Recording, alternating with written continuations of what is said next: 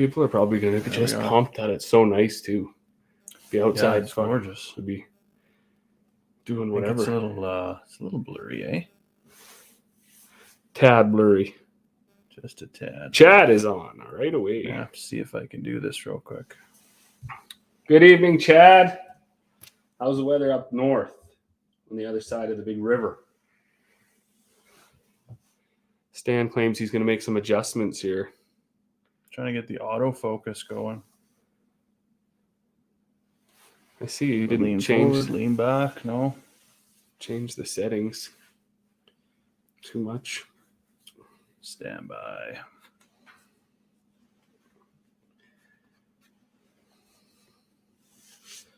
Let me know how it is on your end, Chad, Kristen. If it's super blurry, it looks blurry on our end here. So I do notice sometimes when I go back through it, trying to find the names, there's seems to be big blocks of blurry and then it clears up again. Yeah, I think that's just the signal fading in and out of the Wi-Fi, right? So that's very possible. Anyways, if I were them, I wouldn't want to watch that. So melting a bit this afternoon. Hung a damn ceiling fan today too. Yeah, it's hot. It's hot in the shop here even. Oh, it's so nice. Yeah. I was just explaining to Stan, I was late because the day just got right away from me. Like you looked around and you thought you had a few more hours left and it was already 6:30. That's right. So okay, we're gonna do the old switcheroo. Oh, look at that. Don't mind that.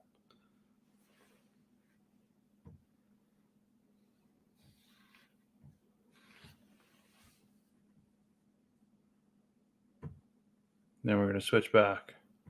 You see all my double chins now. What does that do for us? Oh, brighten you right up.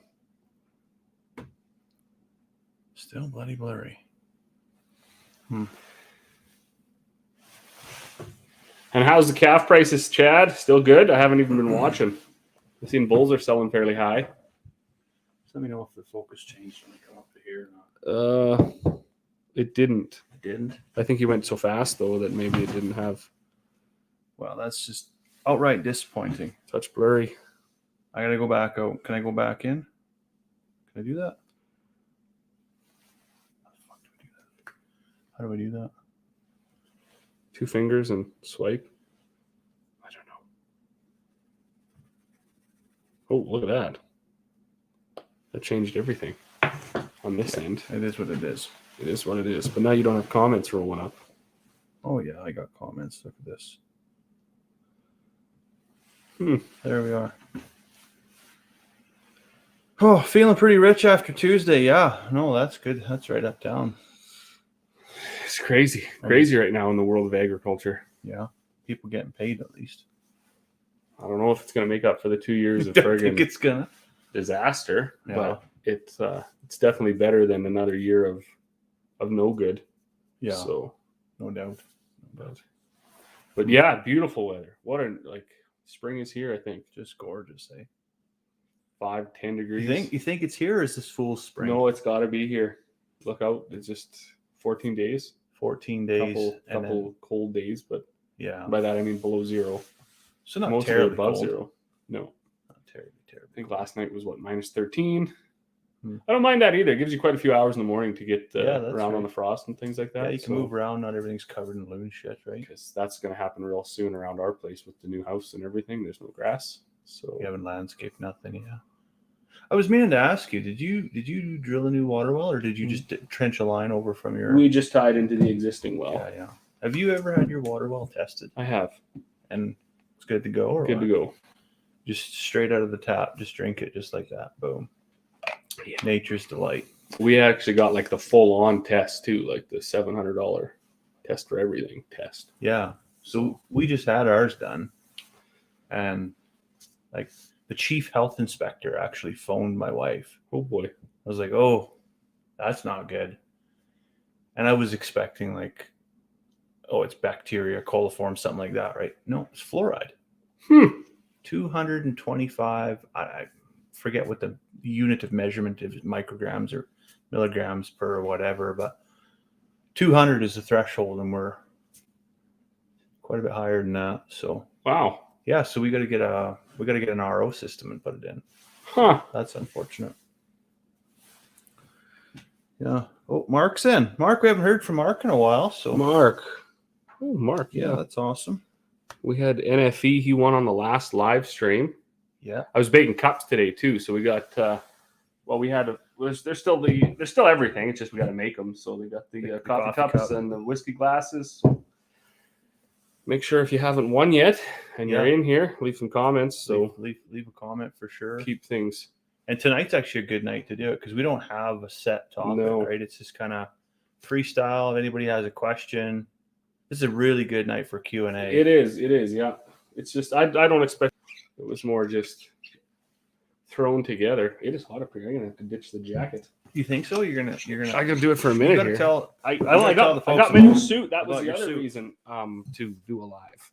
So I'm new suited up. That's why I wish the camera was working better because then everybody can really appreciate it. It is. I'm sweating. Well, I was in a mad dash to get over here. Are you good? It was a mad dash to get over here. Stan doesn't live all that far from me, but when you're running, what is it, like 8 miles? 10 when miles? you're running 20 minutes late, you got to be 20 minutes. Hop. It only takes like 15 minutes to get over here. Didn't even have time to take a shit. And it's just run. Just bang, bang, bang, bang, bang. Bang the drum. Get over here. Get over as fast as you can. Punctuality, so important. I was over at a buddy's there last night, and I had my night all scheduled. And the dude was like, yeah, I'm going to come pick up my feed at 6:15. So 6:30 rolls around. Of course, I had to be at buddy's place by 7:30. 6:30 rolls around. And he don't live too far from here either, actually, another 10 minutes. Sure. So text him, where you at? How we making out? Yeah. Oh, yeah, no, I got a little delayed. I'm just kind of leaving height here now. I just headed out past the racetrack. And I was like, okay, well, you're going the wrong way. So I got to go, man. Like, I can't. Like, if you were even going the right direction, I would consider sticking around and waiting. But now you got to backtrack from wherever you are. Yeah. So it just, I don't know. I think it's important to be on time. And if you're not going to be on time, at least let the people who are waiting for you know if you're not going to be on time. It's just respectful, right? In case they have anything to do. Yeah. God forbid they actually have a life, right? Of course, too, right? The general rule of supper time is it's somewhere around 6 o'clock, but buddy was coming at 6:15, so I was hanging around outside. 6:30 rolls around, and then 6:45. So now you're eating at 6:45. It just throws you right. I don't know where we've lost that. Like we have such a tremendous ability to communicate, yet you can't get nothing at anybody. But nobody knows how to do it. Like you get nothing out of it. You've literally got $1,000 supercomputer that can text or email, do whatever. And we end up. It actually will phone somebody. You can have a physical conversation if you certainly really want to do that. God forbid, hey. But we seem to have gone backwards with all the available communication. So that's kind of. Chad says if you're not 10 minutes early, you're late already. I agree with that. I'm generally the 30 minutes guy. Like if you're there 30 minutes early, you're on time, and if you're on time, you're 30 minutes late. And if you're 30 minutes late, well, you might as well fucking go home. Yeah, Well, even like I texted buddy last night, and I was like, yeah, okay, man, I'm just leaving height. It might be 10 minutes late or whatever. But, and then, the whole demeanor around that is nobody over there really give a fuck. They don't give a shit. No. And I thought, don't give a shit. Ooh, all right. How inconvenience you are.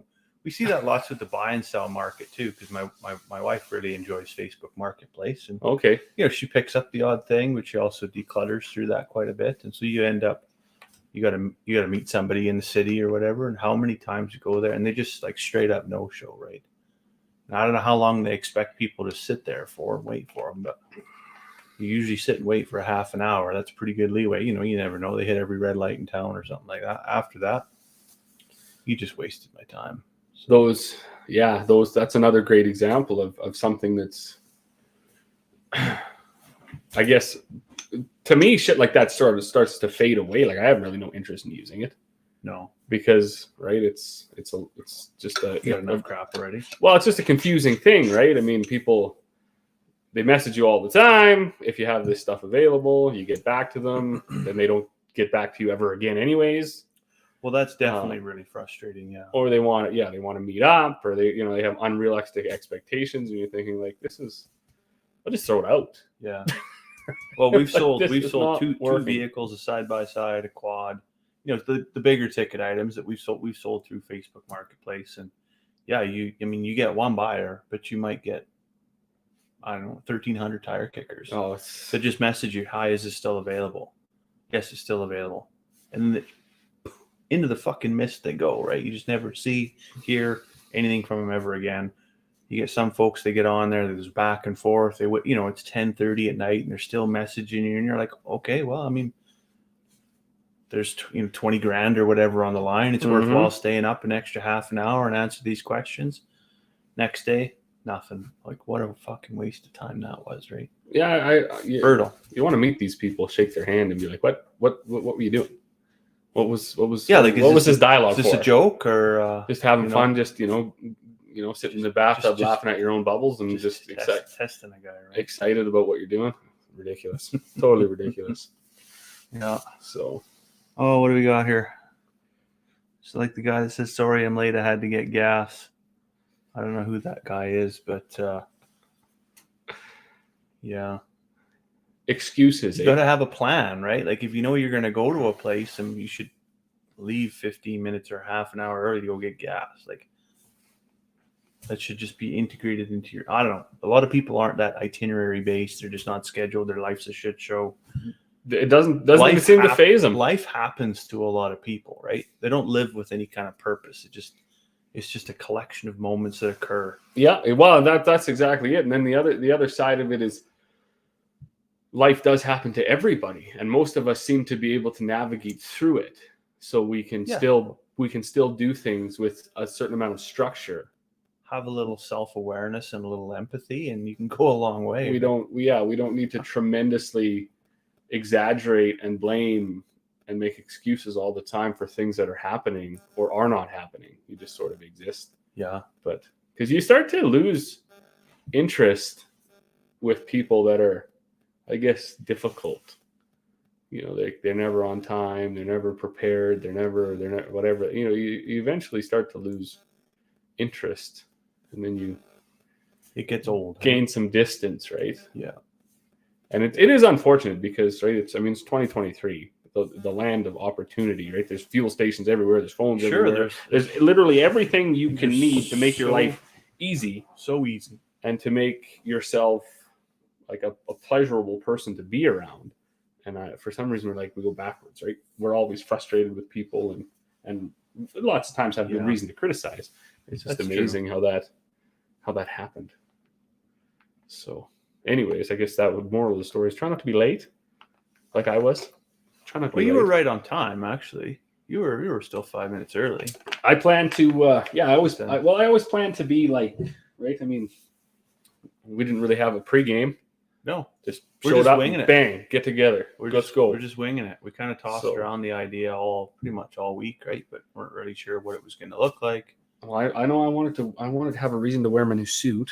Yeah. So that was a big one. Yeah. And then I was going to do up a poll and throw it on, but no one ever picks the one I want to talk about anyways, so it was selfish. What did you want to talk about? Well, I always want to talk about the excess distorting reality. About the puppuccinos. The puppuccinos. So you put that out there, and I when you first suggested that was what, like 4, 5, 6 months ago? It was, like that. And I honestly thought it was a spelling error. Okay. Because what is that word? I've never seen that word before. I've never heard it in any conversation. It's been in nobody's vernacular that I've ever conversed with until about 3 weeks ago. And a guy I work with, they don't have kids, they just have dogs, right? Mm-hmm. And the word came out, and I was just like, oh, you're that guy. So it was a cup of whipped cream or whatever. You go through Starbucks, you got to get them a cup of whipped cream. As far as I know, yeah, I think it's a cup of whipped cream, and I think there's a dog biscuit in it. Yeah.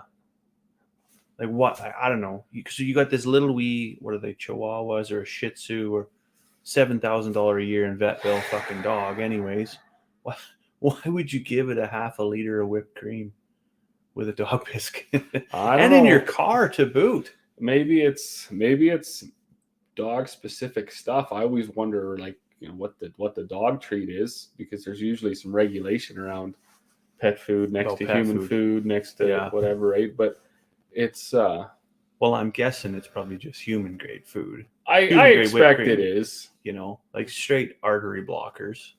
I expect that it is. Still boggles my mind. If you're going to go to Starbucks and get diabetes, your dog might as well too, right? So. Well, exactly. So living in a world where like you see real struggles, and if you don't see it or even experience it yourself, you're just blind. But yet we offer up such stupid places to invest. Like I don't know what those things are worth, but if they're any more than free, that's too much money. If they're more than free, it's too much. And then I don't know if the plastic cups and things or whatever that they come in are that biodegradable plastic or how that ever works. But so you see, like the whole, there's nothing good around the situation.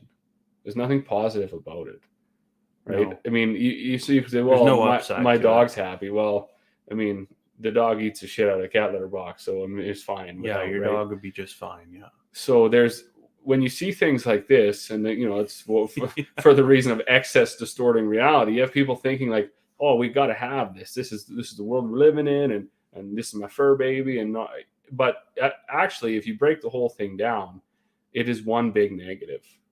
It's a fucking disaster. Well, and it's just a pantomime too. Like, what's it all for? And I mean, as far as I'm concerned, anybody who ever bought one of those needs to have a real hard look in the mirror and think to themselves, like, what the fuck was I doing? Because that was a negative on all fronts. Yeah, it created no value whatsoever. And I will never in my life be convinced that there's any plus to doing this. No. And, you had said you never heard of it. I mean, I haven't heard of it very often, but the first time I did, I even looked it up and I was like, is this real? Is this a real thing? And yeah, in fact, it is. So. Well, it better be free because you're going to go there and you're going to pay, what do they call that? A venti, whatever. I can't even say that's the chai latte, double whip, caramel macchiatos. I can't even get it out because it's not intuitive to even say that out loud. But you go there and that's like $9.50, right? Mm-hmm. And every once in a while, my wife and we go to Grand Prairie, and every once in a while, well, it'll be a treat, right? It's not an everyday thing. It's certainly not a once a week thing, not even once a month thing. This is on a rare occasion we'll go through. And we'll be in the drive-through of all places, and I'll roll down the window and I'll just lean the seat back and I'll just like you just fucking tell them what you want because I can't like you tell me that and I can't those aren't even real words and I can't repeat that because it just goes in there and it just gets I don't know what happens to it, but yeah, your venti frappuccino skinny half calf. That's not even a real thing. I'm just making shit up now. But anyways, are we going to have a cigar tonight or what are we going to have? Yeah, I don't know. What do we got in there? We got something small ring gauge, small length. Well, easy smoker. We have a 5x54 Robusto. It's fairly small. Well, just funny when people want something from you, they need to get it right now. But then if you need something from them, it's on their time. People are extremely selfish. That is undeniable. I'm with you, Stan. Waited for more people, especially when we had the feedlot. Drove me nuts. Mm-hmm. I ain't eating anywhere that serves dogs and humans. I have had enough time trusting that they actually wash their hands. Yeah, well, I mean, that's a whole... eating out, to me, is lost all of its... allure, magic, the allure. I suppose it's just it's total fucking trash, to be honest with you. If we can speak bluntly about it, the food is subpar at fucking best. We're beyond whether or not we can speak bluntly. that's why we don't do these lives on our other channels, because our other channels are family friendly, and these are like, let's get some stuff off our chest that has been bothering us. Get it, yeah. So you run out and you pay. Fuck, I bet you can't eat out. Just a couple for $100 anymore. Like a decent meal. You run to McDonald's or whatever for $35, but you can't sit down and eat a meal. Certainly not if you're going to have alcohol. So you're buying overpriced alcohol, which is, shitty at best. You're buying overpriced food, which is shitty at best. So what you're really buying is the experience, which also to me is shitty at usually best. Pretty shitty, yeah. So you have all of this stuff available to you at your fingertips for like fucking a third of the cost. All you have to do is cook. And in fact, one of the things that, I guess we sort of do is enjoy that part of it. That's the excitement, is the cooking part. Sure. So it's a mindset, right? It's a change of, right? Oh, I don't want to cook. Well, okay, I hear you. You don't want to cook. Maybe you don't want to cook alone. So we'll get everybody involved in cooking. Yeah. Make an evening that way. And that's, I think, better. Yeah. Eating out is not what it used to be, for sure. Before I need to find this synopsis on these. You got some quick office work to do? Quick notes. Yeah, I have to go, be an 1800s doctor and go pull somebody's tooth through my briefcase. Stick a blue jay on their face. Yeah. Pick out the eye worms. The eye worms, the leeches. The leeches. Yeah.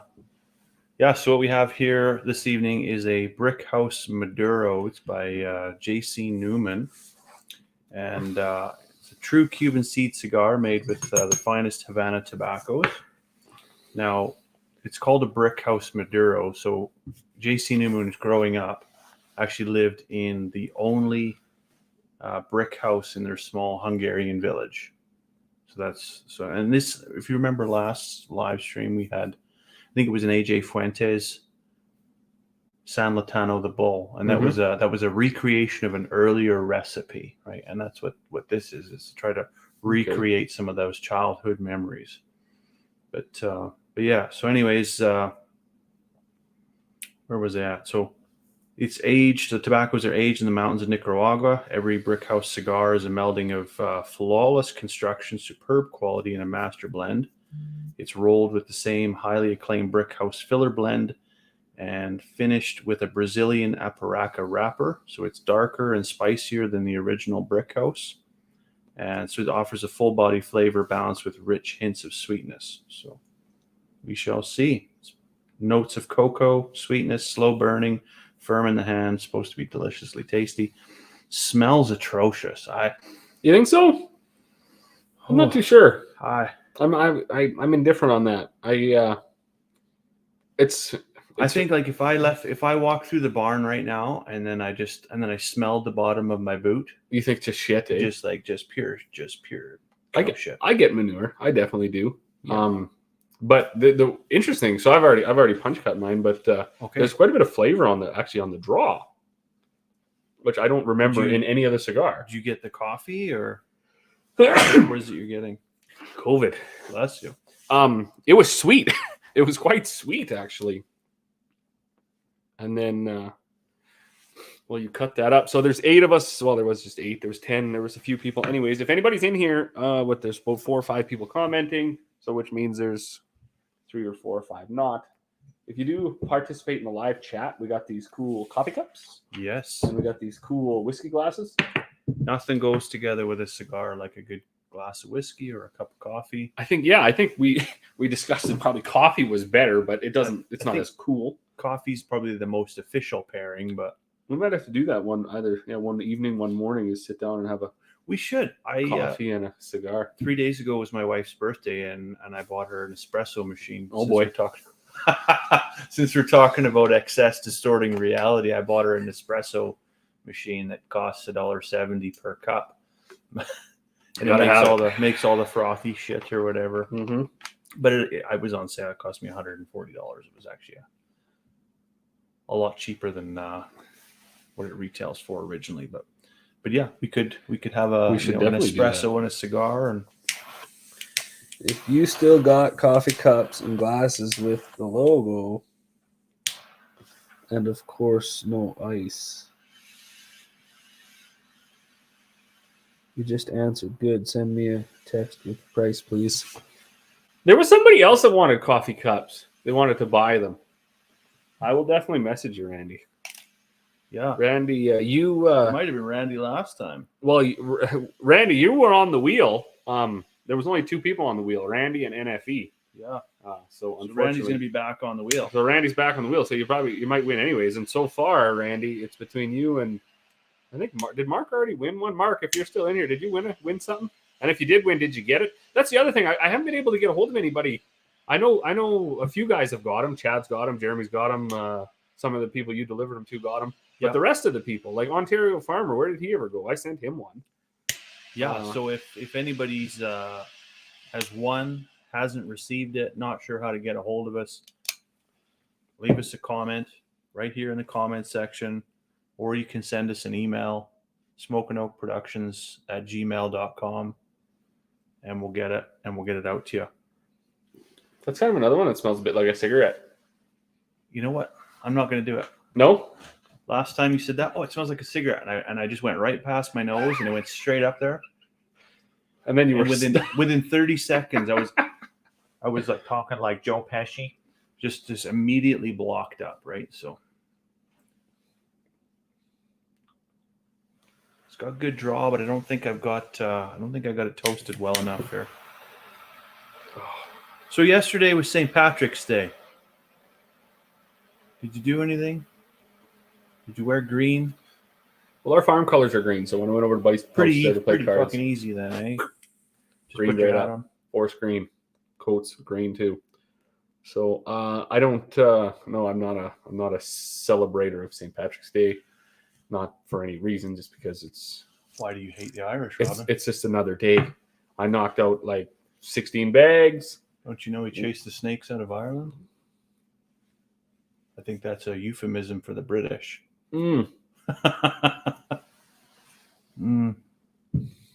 Mark said he won, but he forgot to send his info. Okay, yeah, send it over. It doesn't have to be in the chat here if you don't want to put your address or whatever, but just send us an email.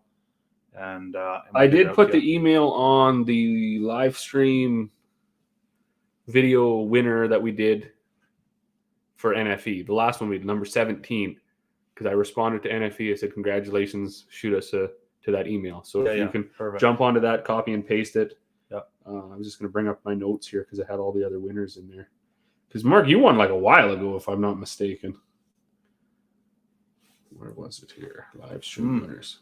Rude, but I got to do this. No, it's good. Mark, yeah, you won live stream number 11, and we're already on. We're like 18 now, aren't we? Well, this is 18. That's what I mean, yeah.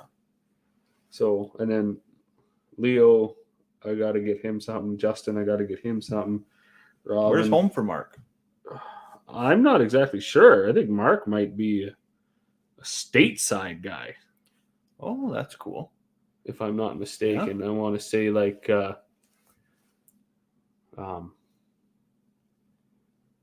Ohio or something. No. I'm sure he's listening. Let us know in the comments. We'll be happy to hear. But Randy just said, save me a scotch, no ice, have a good night, John. So he must have something on the go. But we're gonna have to disappoint him. Yeah, you jumped borders here. We're not gonna have scotch tonight. You were in honor of it being St. Patrick's Day yesterday. That makes sense now. That's why I got Irish whiskey. So okay. I tell you the story behind this. I don't know much about Irish whiskey. I've had Irish whiskey on a couple of occasions. I'm pretty sure it was just Jameson's because that's it's at every bar. It's on every shelf at every liquor store, front and center. So I'm pretty sure if I've ever had it, that's what I would have had. But when you see it and you're like, do I want to settle for this run-of-the-mill normal stuff, or do I want something unique and out of the box? So I found this Sexton. It's in a hexagonal bottle. So this is a short little wee bottle. You think our Scotch bottles are usually this tall. It's hard to believe there's actually 750 mils fit in there. But all the reviews are amazing for this stuff. So I'm really excited to try it. I don't know if you follow that one dude, Ryan, on TikTok. I've watched some of his stuff, yeah. He's a whiskey connoisseur, I think is what you would call that. And so he did a blind test yesterday. Okay. With 3 different, budget Irish whiskeys. And this isn't expensive. This cost me $51, so not terrible. And like blew the other ones out of the water. Oh, really? Yeah. So I was like, oh, that's cool. So I would really like to try it. So I go to Sparks Brothers Liquor Locker, where you went last time. Right, first time ever for me. You went there last time. Make a recommendation if you're in the Grand Prairie area. Highly recommend it. Walked in there, just a wall of whiskey. I was like, "Whew, this could get interesting." And the lady behind the counter, she says, after she sees me just look and then just kind of glaze over for a moment, she's like, "Can I help you find something?" And I said, "Yeah." And I pulled it up on my phone. I said, "I'm looking for this." And she got really excited. She's like, "Oh yes, we have that." She come out from behind the counter. She showed me. So I pick up the bottle. I turn around. She's in the middle of the store. And then 2 cops actually barged into the store, and like they were ready to go to work. And I was like, "Oh fuck, what just happened here?" And they're like, "We just got a panic alarm from this location." And I'm standing there with this, looking at this lady's back. I got my bottle of booze, and I'm like, "Fuck, I'm not holding the joint up. I got money. I'm gonna pay." Anyways, turns out they have like these "I've fallen and I can't get up" things, the life alerts or whatever. Okay. On a lanyard, and they had some sitting hanging up on a hook in the break room. One of them, I don't know if the battery was dying or whatever. Anyways, it was sending out like ET phone home, like so the fucking cops come, and anyways, it was a little. So you almost died, is what you're saying? So it was a little bit of excitement. Well, I mean, now's not a time to mess with the police, right? So things are not looking good in their world right now. So this went out right now. This is a tightly wrapped cigar, like tight. You got a tight draw? No, it's got a good draw, but it's like there's no way. You could hold this for hours with wet hands, and I bet you it wouldn't unpeel. I had a bit of a mishap when I pushed too hard when I punch cut, and I cracked the wrapper a little bit. So I'm hoping I can keep it going here. You're like a greenhorn. Yeah. And Mark said he's from Oregon. That's right. Straight up amateur hour. I had Seattle in my mind, and I went Seattle, Oregon. Ohio. Okay. Well, Seattle, Oregon. Yeah, you betcha. But yeah, so the notes on the Sexton single malt Irish whiskey. I guess before we get into notes, I mentioned this to a colleague of mine that I bought a bottle of Sexton, and he's like, "Sexton, isn't that like a navigational device?" And no, that's a sextant. That's not a sextant. A sexton is the guy that actually maintains the churchyard over on the other side of the ocean, rings the bells, and on occasion might dig a grave or two in the churchyard. Okay. Yeah. So hence why they got like, I don't know if you can see that, but like a skull. Oh, a skull in a top hat. In a top hat. Kind of a cool little logo. But yeah, so black and gold angular bottle. It's made from 100% Irish malted barley. It's triple distilled in copper pot stills, and it's aged, and this is what really got me, aged in ex-Oloroso sherry casks. So it'll be really interesting to draw a comparison between this and say the Dalmore or some of the other highly sherried scotches, right? And this is not a C2 bottle, so it's a black bottle. We're gonna guess it's gonna have a similar bronzing color. Yeah, or you could even have like a deep copper color, right? To the Dalmores. We'll see. But yeah, so despite the sherry cask, it apparently still has the Irish whiskey Telltale Christmas. It's apparently perfect for sipping on its own, either neat or with a cube of ice. But it's also, apparently, you can have whiskey soda, whiskey lemon. It's okay to, like, it's not frowned upon to mix that with something. So the other thing that's kind of interesting about that is if you go into the Irish whiskey distilling business, try to find a woman. They don't exist? With the exception of this. This is the only master distiller of Irish whiskey that's distilled by a woman. Alex, what's her name? Alex Thomas. Oh, yeah. Wow. Thank you, Alex. So that's pretty cool. Anyways, so yeah, apparently, like I said, it rivals the bottles in the triple digits for dollar wise. It's cool. Apparently the bottle spills easy, so it is recommended to decant the bottle. But I think you know how I feel about decanting. Yeah, you're not a decanting individual. I'm not a big fan because I think it's such a beautiful bottle. Why would you want to just put that aside and keep it in a decanter? I don't know. So, but another review said it's an excruciatingly enjoyable flavor, meticulous in the length of the journey. And a guy named Gary said it was the best. He's tried many and none of them were that good. So we shall see. The tasting notes on it, it's actually right in this nice little card here. The nose should be honeyed malt, nut, marzipan, allspice, and fruits. We've heard those words before, right out of the Scotch book, right? On the palate, at first mellow, honey malt, and then rich dried spices, nuts, and sweet oils. And the finish should be pleasant, gentle wood with honey sweetness fading slowly. So that is I'm almost aroused. surprisingly similar to some of the more dessert side scotches like the Dalmores. They have a very similar sounding tasting note. Yeah. So I expect that this is going to be a direct competitor to the Scotch. Chad says he's got us on the big screen here tonight. Well, that's pretty cool. Wife's listened off him while he's been on the iPad, but never actually seen us. So. Oh, okay. Well, hello. Good evening to Chad's wife. So, anyways, after all that ado, may I pour you one? absolutely.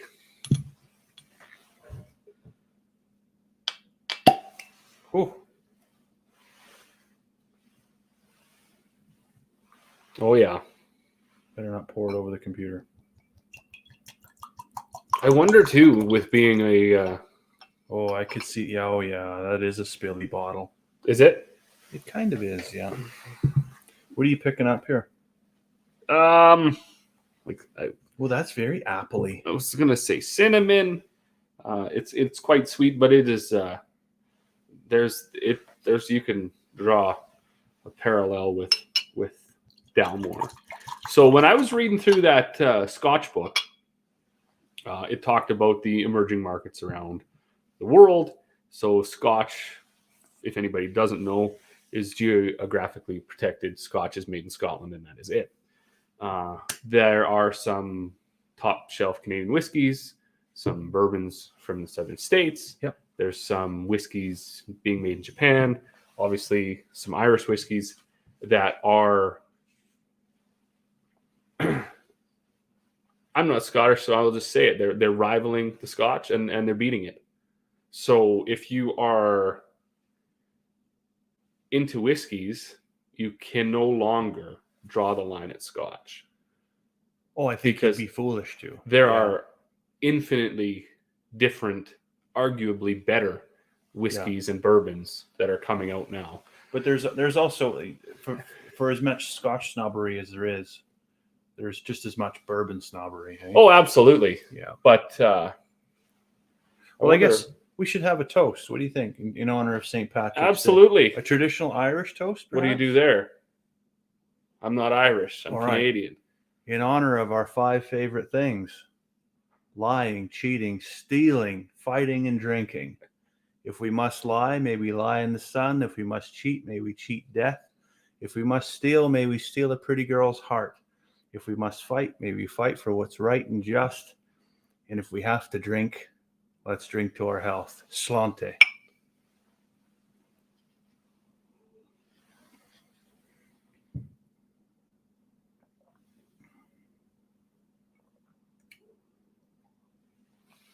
That is dangerously good. Yeah, it's nothing like the Dalmore Scotch. That's like if somebody just took apple juice and made it into whiskey. But it is really good. Very, very good. I almost wonder if we shouldn't have tasted this before the cigar.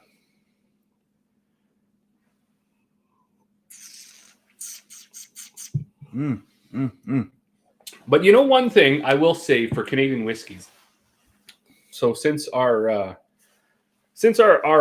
tour down this Scotch whiskey road, I have when there's been rye and Coke available or whatever, I've tried a lot of different Canadian ryes, just straight up things like Crown Royal and Wiser's and so on and so forth. They're atrociously disgusting, straight up. I don't like any of them. There's a lot of ryes. I think with the exception of that Pendleton that we got. Okay.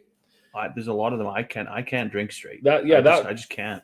And I like Crown Royal for its all of its prestige hype. Yeah. It's pretty much a garbage drink. Yeah. Like I mean the United States made it more of a thing with their Crown and Coke and every country music song. Sure. But as far as Canadians go, you got to go pretty far to find a Canadian who enjoys a glass of Crown Royal whiskey. It's just not good. What's funny, growing up in the UK, one of the most popular whiskeys, actually, I think it might actually be the most purchased whiskey in the UK, is Canadian Club. Okay. If you were to buy, I don't even know, can you buy Canadian Club here? Yeah, I believe you can. Like at the Petrocan? Like it's 87 octane. Like it's just terrible. It's pure gasoline, right? Just awful, right? But they love it there. They just absolutely love it. Yeah, I'm not a big rye and ginger, rye and Coke. I can do that, but to straight up, no, it's just not good. I'm not. And I don't know what it's missing. I mean, I haven't even really looked into how they're distilled and what they're even made of. But well, it's got to be made with a certain percentage of rye grain, right? And I think that Pendleton that we have is the highest rye content of any rye whiskey. So everything else is kind of a blend of who knows what, right? Yes. Yeah. And I wonder too, like if it'd be nice to see an exclusively. That's drank lots of Canadian Club. It's not bad. Everybody has a different palate. We should say that right off the get-go, right? Yeah, that's very true. And if you don't recognize that and can appreciate that, people are going to have different tastes. I was talking about that in regards to steak, meat, things like that with somebody the other day. Was getting flack from a hunter. Oh, you should hunt. Nothing beats the taste of like a wild elk or something. And I looked right at him and I said, "You are out of your fucking mind.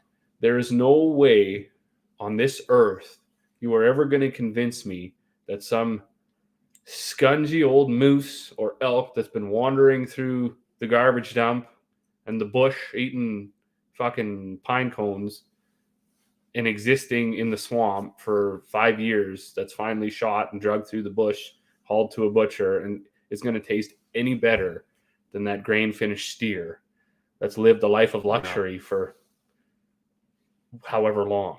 That's true. Yeah, I'm not a big proponent of wild meat myself. I'm really not. I don't mind. When I did a very small amount of hunting for a few years. Yeah. I found this, smaller whitetails were decent. You get about 60, 70 pounds of meat off of this thing, and it was actually pretty good. But to go shoot some big old moose through it, it's just forget it. Yeah. So that being said, that shouldn't deter anybody that likes wild meat. If I'm going for wild meat, I'm going for hamburger. That's it, right? Everything goes in the grinder. Most of it goes into sausage. Yeah, make some jerky where you absolutely just cover it in spices and pound it flat and smoke it for hours. And I know guys that will exclusively eat elk meat. And I don't know. I've had elk half a dozen times in my life, and every time it tastes like somebody pissed in the smoker. I get that like real tangy, like just like, I don't think, like, is this meat spoiled or like what's wrong with this? Who would slow roast a dog's asshole and feed it to Stan? Right. But then, so of course the person that bags it is very, very proud of it. I mean, they spent how many hours in the blind, and they skinned this and gutted it and drug it to the butcher and went through the whole process. Of course they think it's fucking delicious. I roll in there expecting, big chief jerky, and you just this is good. Good job. No, not at all. Oh, Glenn's on. Quick drop in to say hi. Well, appreciate you coming in, Glenn. Glenn, I did fix the Skidoo, eh? So I keep calling it Skidoo. It's not a Skidoo is a brand, it's a snowmobile. But so the other day I come home and the wife's got the snowmobile out like far end of the yard. She said it's broke down. And I was just like, fuck. Of course it is. Because you rode it. That's why. Like, if you drive the lawnmower, if you ride the Skidoo, if you climb the side-by-side, fuck, if you start your vehicle in the morning, 10 minutes later, it's broke. And what am I going to do with it? I'm not a mechanic. Slowly I'm becoming a mechanic. Anyways, so I went over there. I brought the jerry can over right away because I'm like, fucking thing's out of gas. Like, guaranteed it's fucking out of gas. She's like, oh, it sputtered and died and then it won't start. But it's out of fucking gas. She's like, no, I checked the tank. There's gas in it. I'm like, There's no fucking gas in it. Guaranteed there's no gas in it. Anyways, go over. There was gas in it. Oh, okay. My mistake. I was wrong. And then I get looking. Choke was on. I was like, well, you're running it with the choke on. Of course, you're just gonna run like absolute dog shit and then quit, right? So pulled the choke off. Pulled. Could not get the thing to fire. Pulled the spark plugs out. They were soaking wet. I was like, oh, well, okay. Yeah, I was definitely overfueling. So get the barbecue lighter out, roast all the gas off of them, burn out the little holes, and wire brush all the plugs, put them back in, pull. Fuck, nothing. I'm looking at this thing, and of course, it's whatever.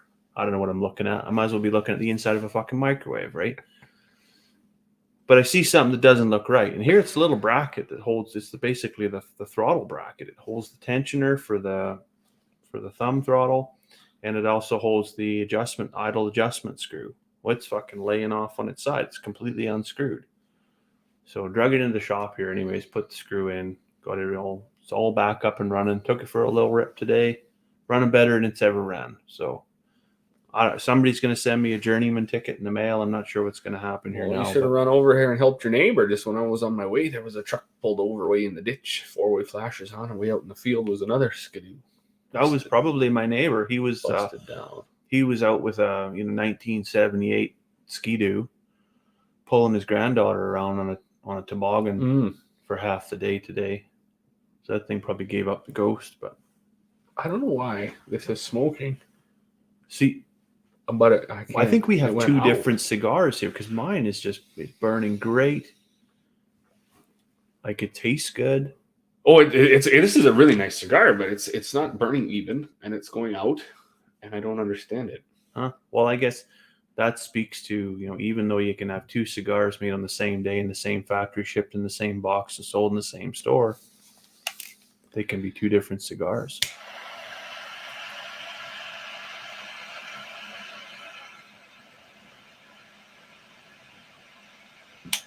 At least you admit your sled weakness. Good fix. Yeah, you know what? I'm not a mechanic, right? I remember being 14 years old. And this is the thing. Like, I never had a mechanical male role model, right? My dad didn't know how to fix fuck all. I was 14 years old, and it got real cold in England. I think it was minus 12, which is, that's cold there, right? And they don't run coolant or antifreeze, and like he would just run like straight water in the car, right? Gets to minus 12. Well, what's going to happen, right? He turns the key on, and nothing happens. Like, not a click, nothing, just nothing, right? So I remember him popping the hood, and he's looking at it. He's got this 5/8 wrench, and he just taps the top of the manifold with this 5/8 wrench. Like that was gonna like a Harry Potter, like he's just gonna magically make it run, eh? And that was the moment. I was just like, man, if I ever have to fix anything, I'm fucked, because I haven't learned a thing. I'm gonna have to figure it out on my own. Yeah. I'll never be able to phone the old man and get him to help me. So yeah, it's not for everybody. Yeah. Curtis is in. Just a quick hi. Happy belated St. Paddy's Day. Yeah, Curtis was I think he was into the Jamesons there last night. Oh, yes. Yeah. So we're enjoying the Sexton. We're navigating our way through a spilly bottle. Rich dried fruit. Yeah, it's a fine drink. It really is. Very I don't know what you would call that. It's so crisp and appley to me, but it's like an amber almost, eh? It is, yeah. Amber coloring. I should tell you this. So it's funny how a taste or a flavor or even a scent really like sticks with you throughout your whole life, right? So I remember we were as a boy living on the farm. About a quarter of a mile away, there was a field with an orchard in it. And it was not like an orchard, but it was just a shit ton of apple trees, right? Old growth, probably been there for 400 years, right? boys do what boys do. We're going to go eat a shit ton of apples, and it's going to be the greatest thing ever, right? But they were like cooking apples, right? Oh, so yeah. they were just like very like tart and like, I don't know how to describe it, but it's just like this, right? Just like, it just has that same kind of burn. Yeah. Speaking of burn, that same day, actually, I remember I ate probably 9 apples, and then you get a gut ache, right, as you do. But then there was some fellas building some fence across the way, and I went over to see what they were doing, because, I mean, we could do that in the 80s, right? You could just fucking leave the farm and go to some, like, don't tell anybody where you're at, and then just go randomly check out some strangers that are building fence. Like, anyways, so these fellas are putting in like big fence posts, and they're slopping on this black stuff out of a 5-gallon bucket. And I ended up getting some in my eye because, of course, again, no safety regulations in 1986, right? Got this black shit in my eye, and I have never felt anything. To this day, I've never felt anything burnt as bad. Like, I burnt my fucking hand in the oven, and it did not burn as bad as this shit was in my eye. Well, it was fucking creosote. Oh, yes. They're putting creosote on these posts before they pound them in the ground. Well, yeah, if you ever get that shit in your eye, it's not good. Not good. So, but what do we miss here? Glenn said we went snowmobiling today. 12 started out and 2 were dragged home. Holy man. That's what always kind of scares me about that snowmobiling game. There's a guy I work with. He's just like, oh, if you get your sled running, let me know and I'll come out. It just takes me 5 minutes to load up and then we'll go for a ride. And the last time he told me he went for a ride, he got 5 minutes from home, and then his wife, I don't know if she hit like a rut or something, like a frozen piece in the ice from the weather going like this, right? Mm-hmm. Well, anyways, jerked the handlebars right out of her hand, broke her wrist. She ended up going for surgery. Oh, good. Like 7 pins. Like, oh man, that professional skidoo riding. I don't know if I've got the stomach for it. Oh, I definitely don't. I like to just cruise around slow in the field, pull the kids around every once in a while, hit half throttle and make it go that kind of noise or whatever. just to say I did. Oh, just to be that guy. Yeah, that's what's one thing like in my life that I've never had a desire to even be on. Don't even want to sit on one, take a picture. Just don't like it. But I hate the cold. I hate the cold too. Like Pablo the Penguin. If I could be, I hate the fucking cold. I'm the same way. Like, I'm absolutely disgusted by the cold. Like, if I could just live somewhere warm and still make a decent wage, I would. I honestly would, but I can't, right? So skill set limited, I guess. So I gotta be where the air hurts my face. But so when I bought that it was 20 years. I was like, no, fuck, I hate the cold. I hate the cold. I hate the cold. And then this thing's got handlebar warmers, and the thumb even is warm. Okay. So like as long as your hands are warm, the rest of me's good, right? I can put on a big set of baffin boots. I can put on coveralls, whatever, but it's just the hand. Like, there's no circulation in my hands. Mm-hmm. But if they're warm, the rest of me's firing on all cylinders. So, well, like, I guess if you can find your way through to enjoy the cold, that's the only way I found. You're going to be more beneficial. But I'm not like a winter sports guy at all. I mean, played hockey in school, but don't even enjoy watching it. Like, I don't fucking just hate everything about winter. Yeah, I mean, I'm not really a sports guy, anyways. I'll watch the Super Bowl. I might watch the Stanley Cup. The last game, I ain't watching the whole fucking series up to it. That's got no time for that. No, but I've said that too to lots of people. You know, if I could take the land, I'd be out of here. Yeah, I'd have headed so far south until I found an orange, and then I'd live there.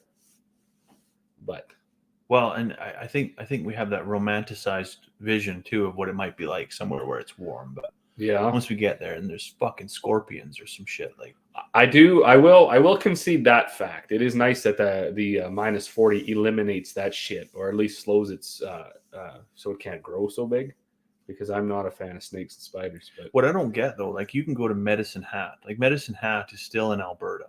Like, they still have winter there.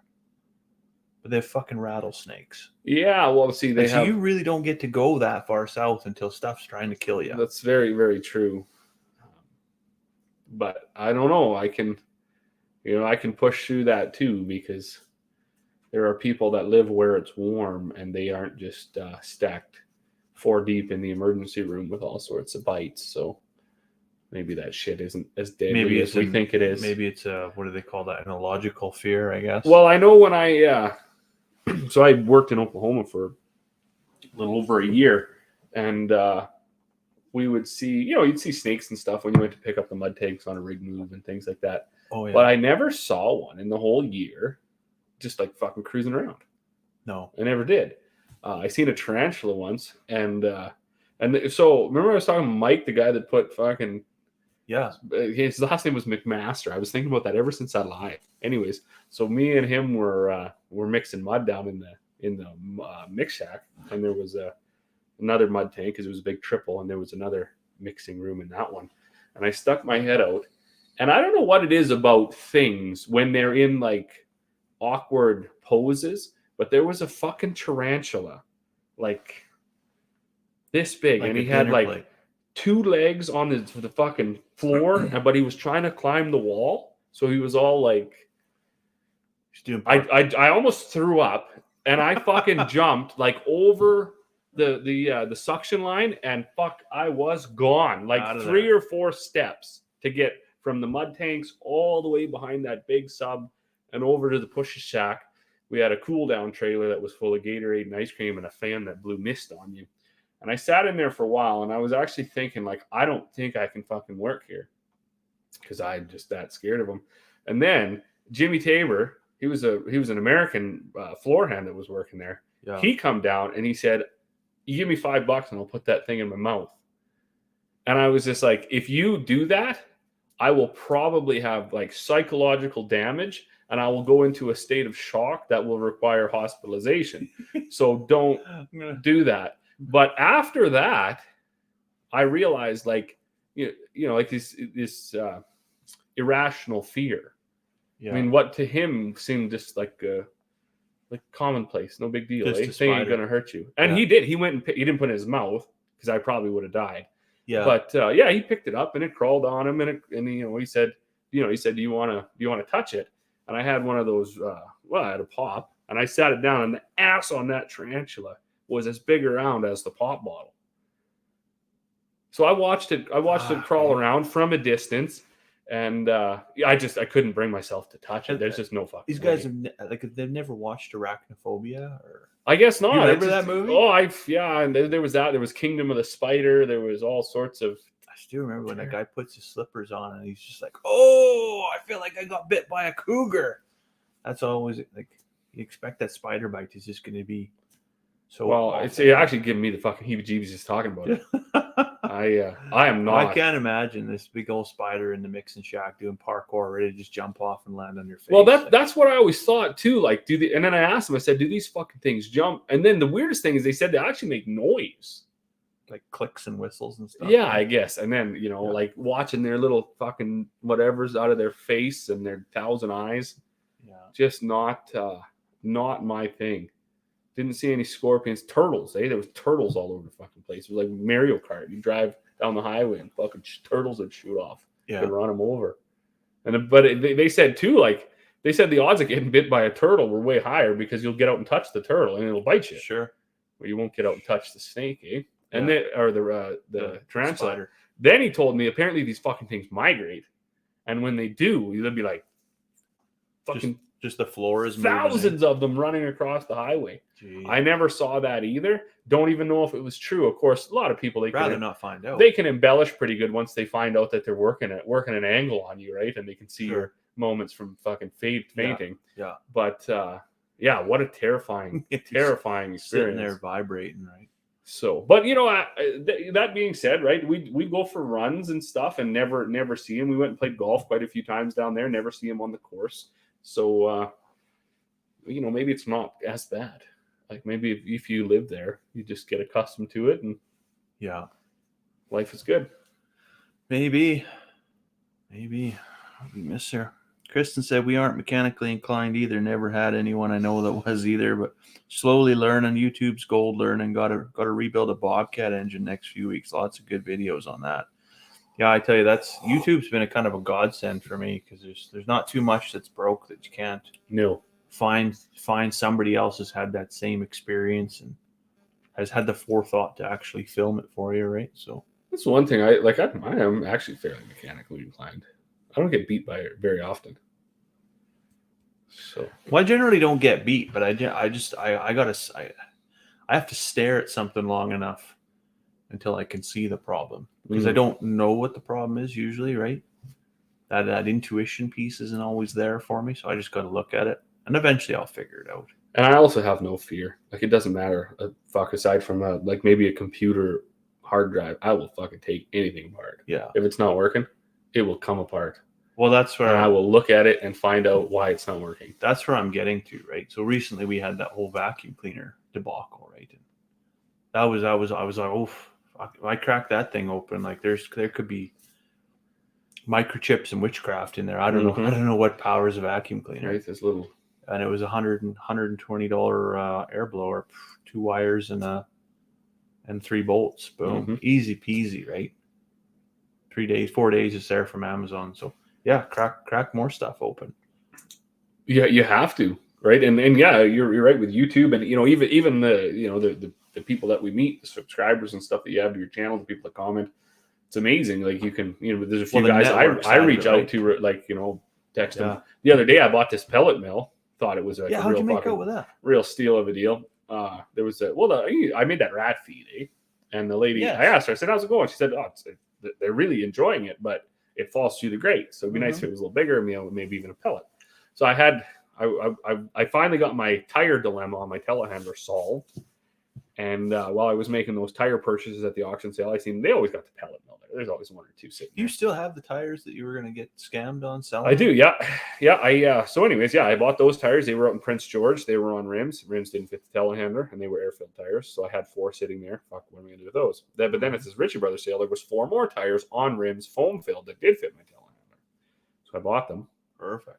And then I took them over to Outback Tire here in Hythe, the Travis Dave's there, and he cut the wrecked one that was on the telehandler. He cut that tire off, and then 3 that I had bought at Ritchie Brothers, so 4 total. Cut them all off. Took all the air-filled tires off the rims that don't fit, put them onto the rims that will fit, and now I got 4 rims to just sell or throw away or whatever with. Sweet. So anyways, that's finally fixed. But about this pellet mill, it was at the same auction that these tires were at. And I thought, you know what? They're regular, like $1,400.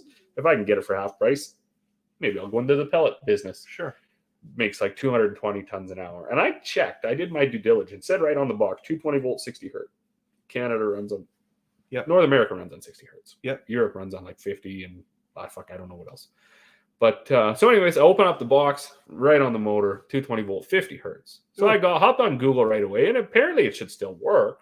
Longevity probably not going to be there, right? Run a little hot. Eh? Yeah, it probably won't last as long as the proper motor. So 2 wires sticking out of it. Pretty straightforward to hook it up. Hook up 2 wires, bzz, smoke pours out of the fucking thing. Ooh. So a couple of guys that get feed from me, friends of mine too, they're electricians. Take a picture of this fucking thing.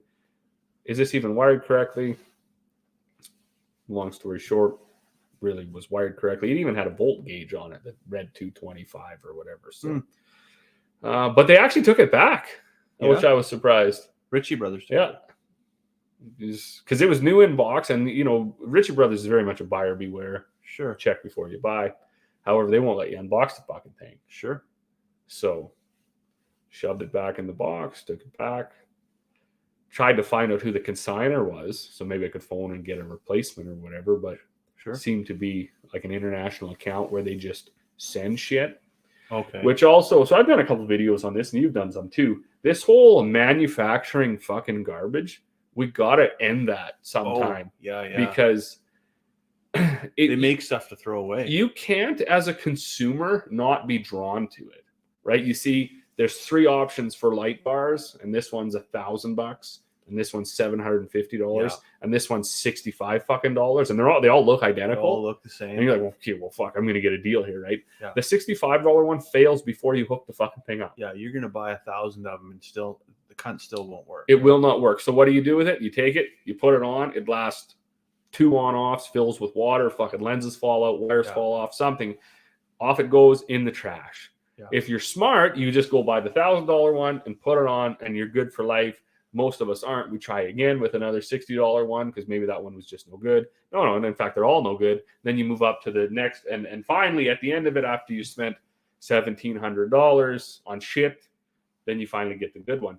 Yeah. But in Canada, and really anywhere, there has to be more, like, there have to be regulators. This whole buyer beware, no consumer protection, this has to end. I don't know what in the fuck governments are doing. They don't seem to be doing anything but just hemorrhaging tax money.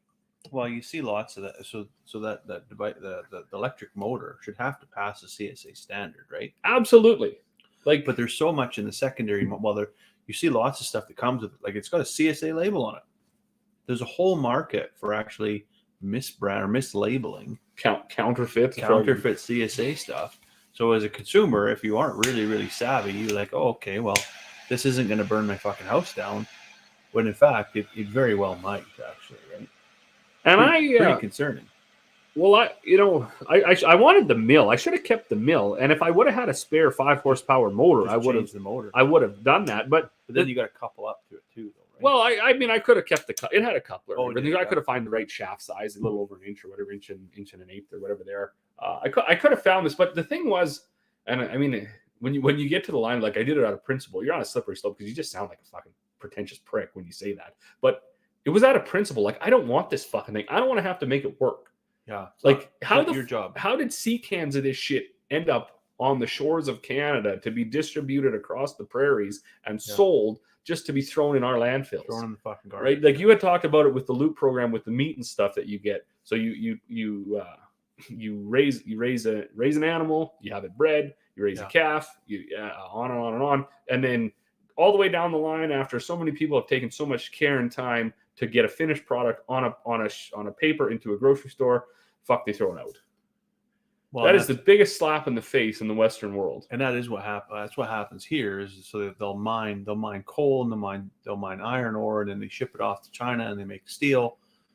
But there's no quality control, so then it comes right back, and it's absolutely fucking garbage. Mm-hmm. Like, just garbage. Well, this mill is a prime example. Like, how many carbon miles are on this mill from the most infancy of the minerals and everything mined to create it, to build it, the processes, to load it into a sea can, ship it to the coast, because I doubt the factory, and very well could be, but I doubt it's right on the ocean, shipped to the coast, loaded on a ship, shipped to Canada. Anybody's not aware, Alberta is not a port province, so it's got to be loaded unloaded off a boat, put on a fucking truck, on a train, shipped to some sort of a hub's facility, unloaded, reloaded, shipped up to the Grand Prairie Auction Mart, gone through the process of being logged and registered and tagged, sold. Then I got to drive in, wait 2 hours to fucking get it, to take it home, to hook it up, to throw it in the fucking garbage. Yeah. Well, and that's the thing. Like, it's not just a 14-hour drive from Vancouver to Grand Prairie. Like, you got to cross the Rocky Mountains. Like, it's not easy terrain to cross by any means either, right? And it's yet again, when you put it from start to finish and you think about it, that's tremendous friggin' waste. And who's responsible for this, capitalistic fucking free for all, where you can just put anything anywhere at any time for any price, no matter what. Well, if you're dumb enough to buy it, you deserve for it to fail, I think is the mentality, right? Yeah, and that's fair enough. I mean, I'll take it on the chin too. It's too good to be true, right? I kind of knew that this thing wouldn't, it wasn't going to be the pellet machine that I use for the rest of the time I make feed. What it was going to be was get your feet wet situation. Yeah. See if this is even possible. Starter mill. But when it's such a piece of shit right off the bat, you think like this is garbage. And I even wanted to take it further. It's kind of why I wanted to find out who the consignor was. Like, can they not shut this down? I mean, we're all worried about burning fossil fuels and the extra stuff that we're doing. They're trying to shut down farming and logging and drilling and all this stuff. But yet the general consumer seems to have no fucking problem buying shopping carts and truckloads of absolute fucking trash and then throwing it right in the garbage. Yeah. Like that has to be more of an environmental impact. That's fairly criminal. Than raising a bushel of wheat or drilling for a barrel of oil or creating 1,000 board feet of lumber. There's a difference between a consumable and a discardable, right? So, but we don't seem to have any regulators, legislators interested in tackling that. And it always makes me wonder, because the little bit of involvement we have with the provincial and federal government on our feed side where we're inspected and stuff, there seems to be a lot of legislation, regulation, and checks and balances for those of us who are doing things right. It makes you wonder, like when our political leaders go to these, G8 summit or G20 summits or G7, however many nations they all get together, depending on the occasion, they talk about trade agreements. What are they actually negotiating? Like wouldn't it be great if we went there and we said, yeah, we're going to ship you our grain, but we don't want your fucking garbage. Yeah, keep your shitty fucking electric motors that don't work. We'll send you canola, we'll send you barley, we'll do all that, but you pay for it. We don't want your fucking broke down, low grade steel crap that's going to fall apart in 2 weeks. And it's funny. So my parents were fortunate enough. What it was, maybe 4 years ago, they went to China. I think they went 2 or 3 weeks on this cool ass, expedition type fucking thing. And he said, my dad, very much not into the touristy shit. Would much rather talk to the locals. Would like to go check out farms and factories. He doesn't want to go sit on the beach. So he said he was talking to one guy, and there was a group of them, and I think there was a guy from Australia there. He said a lot of New Zealand, Australia, and stuff. They go to China all the time for holidays, right? Kind of proximity thing.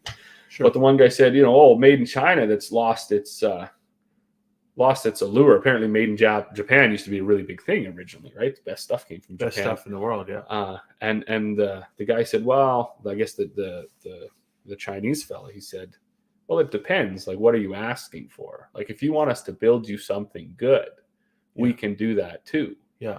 But what the West is crying for is fucking cheap, consumable discardables, as you had said. That's what we're crying for. We want fucking 70-inch TVs, but we want them for $300. Yeah.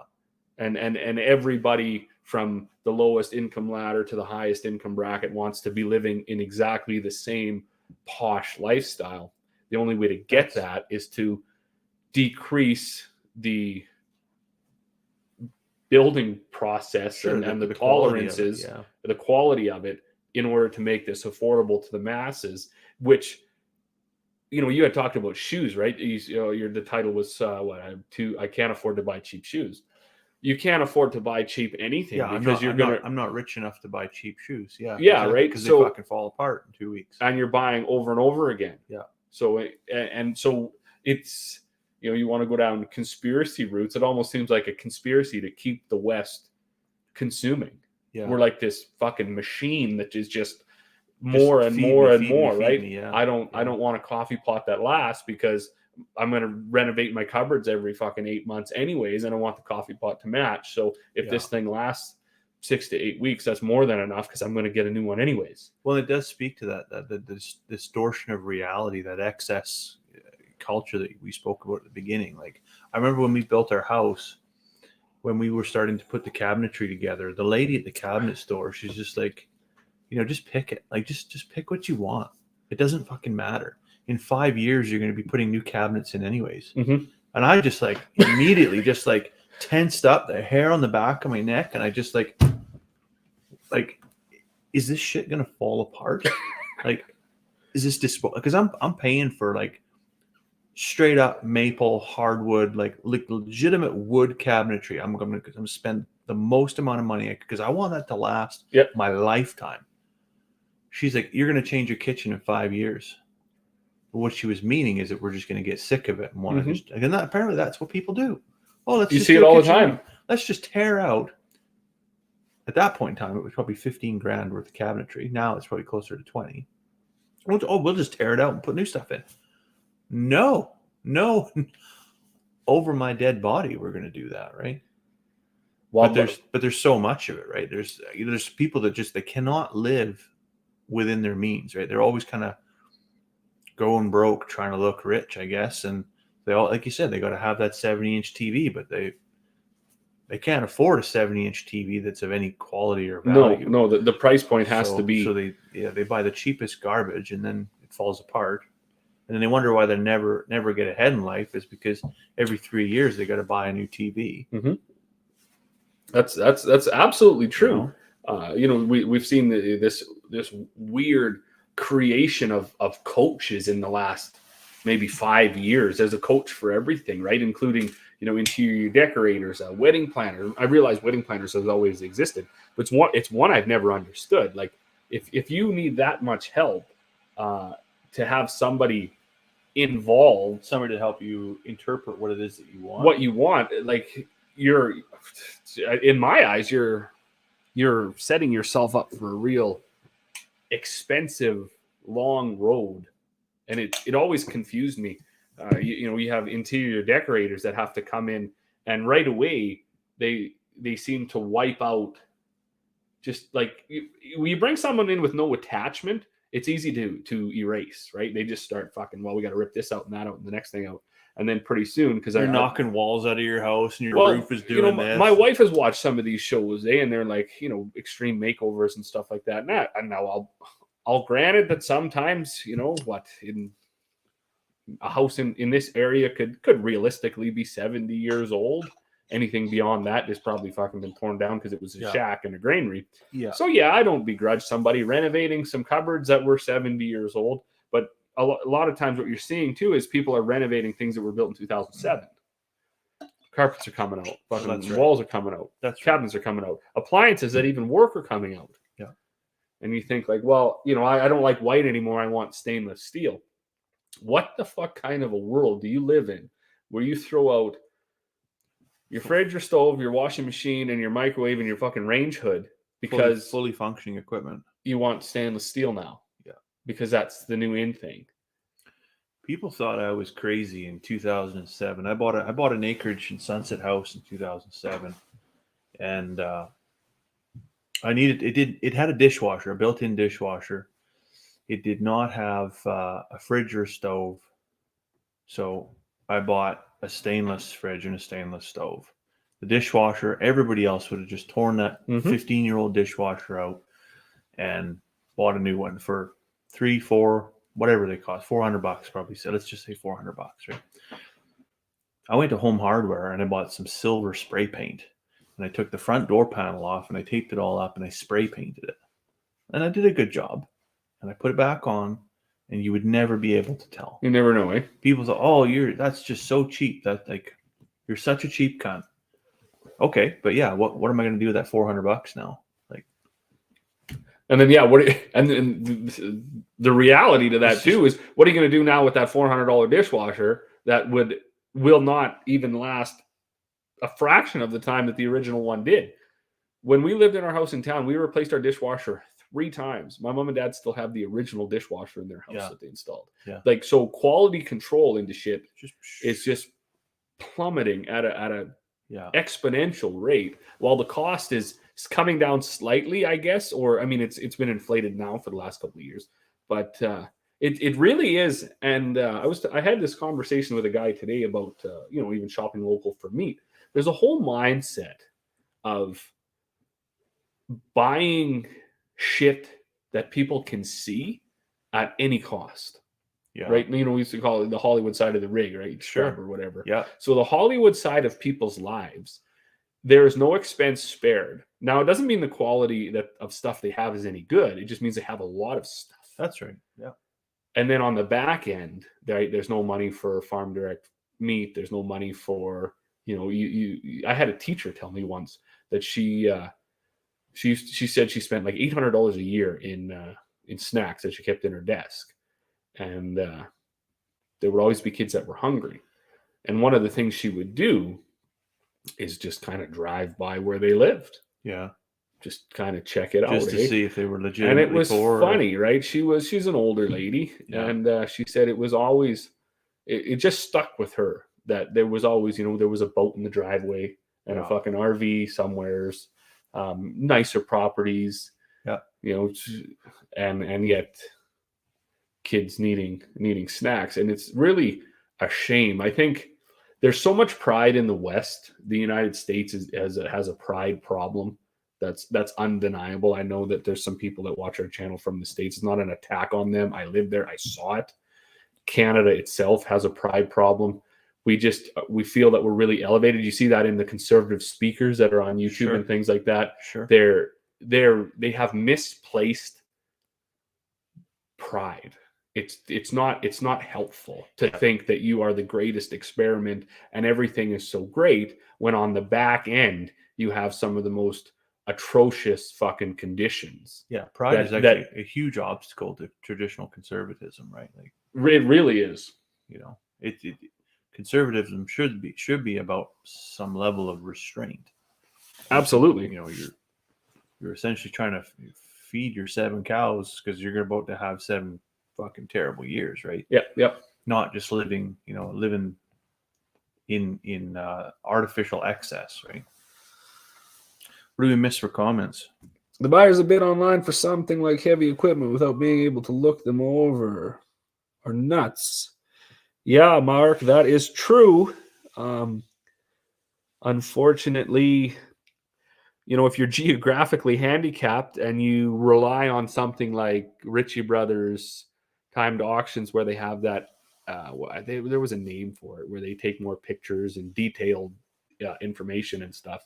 They're ironclad or whatever. Yeah, those rims were one that got me. I mean, there was no dimensions on it. Like they had never measured the center. Yeah, I just seen the picture and I was like, oh fuck, that looks like it might work. Yeah. How do you gauge 9 to 11 inches on a picture? Yeah, without physically going there. So there's a lot of, and that can speak to just a declining fucking employee, right? People just don't give a shit. Yeah.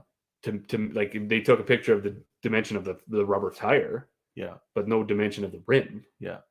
That's probably the most important piece. It's kind of important if it's going to fit, right? I mean, and a lot of times they'll say, oh, to fit something, but with as much as stuff changes over the years, I mean, now shit's changing in the model year. Yeah, that's right. So what fit your tractor from January to fucking March doesn't fit it from March on. That's right. Because they've realized this was a faulty thing. So, I mean, you can't always inspect, but you're right. You are nuts not to. And especially if people are spending 6 figures, right, on machinery that they buy sight unseen. Oh, BP's in. Oh, how's Brandon doing? What else? Hello, guys. BP entered the room. Chad says he absolutely refuses to sit in the ridiculous Ritchie Brothers lineup anymore. They better get their shit together. Last year, I think it was last year, might have been the year before, I left my wife untended with a bidder number.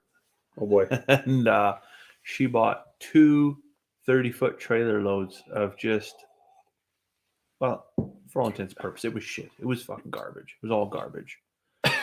There was a couple of things in there that I've yet to use that maybe one day I might be able to make some use of. But for the most part, it was all fucking garbage. Great buy. And I sat in that lineup for 6.5, almost 7 hours to load up 2 trailers worth of stuff that I should have left there. But I didn't. I brought them home. And I only live, 3 miles from the dump. I probably just never should have just come in our driveway and just wheeled right in there. Straight to the dump and just... because that's where most of it's going to end up. Oh, yes. Unfortunately, yes. Why they take that shit even on consignment blows my mind. Like water valves, from, so they do these fracks and stuff, right? So they got these big 8-inch valves. Well, the gaskets are all blown out of them. Fuck, their housings are washed. Shitty. They're not even good paperweights, right? Make a boat anchor. Take them. Yeah. Well, of course, there's a rubber thing in there. It's not worth my time to dig out the gasket material and everything and haul them in for scrap metal even. I'd be better to just haul them to the dump. It'd be better use of my time. How's your cigar? It's staying lit now. Yeah, good. I had to do 1 relight, but I'm on to the final third here now. I'm getting a little bit of little bit of pepper towards the end here. You've lost your band, and you've outsmoked me for once. The band. Well, because of course mine stayed burning. Yeah, that's usually the opposite way. You're usually way ahead of me. I am. Well, I got the last couple of weeks have been irritating me on this subject, and I've been talking to lots of people about it. So I have a lot to say on it. So Yeah. I feel like I maybe have been doing more of the talking tonight than other nights where I've outsmoked you. But yeah, Chad's right about the lineup. So when we pulled in there, I had the check all made out, and now, of course, I have a little bit of a leg up there because my wife actually managed that. Yeah.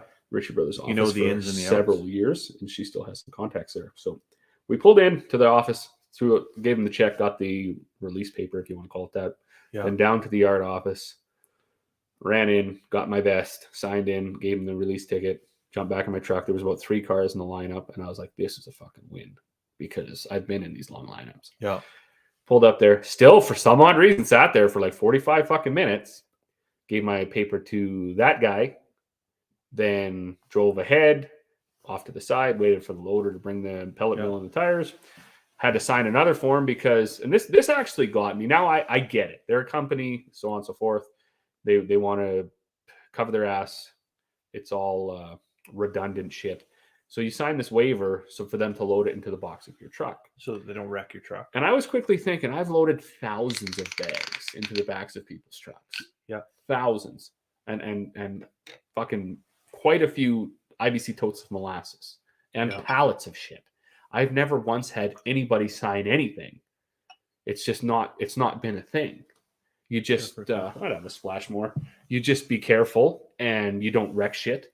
And if in fact something does get wrecked, you now have 2 fucking responsible people that should be able to figure out what we're going to do about it. Figure out the insurance details. And so go from there, anyways, I signed the paper and I was like, well, this is dumb. And I also, last summer, a little bit of a tangent here, I was listening to the radio, really good stations like 105.7. I think it's the native station. Yeah. Anyways, they were talking about signing release forms and how they are basically not worth the fucking paper that they're fucking written on. Because just because you sign something that says in there, we're not responsible for wrecking your shit, it does not give that person the right to wreck your shit. That's right.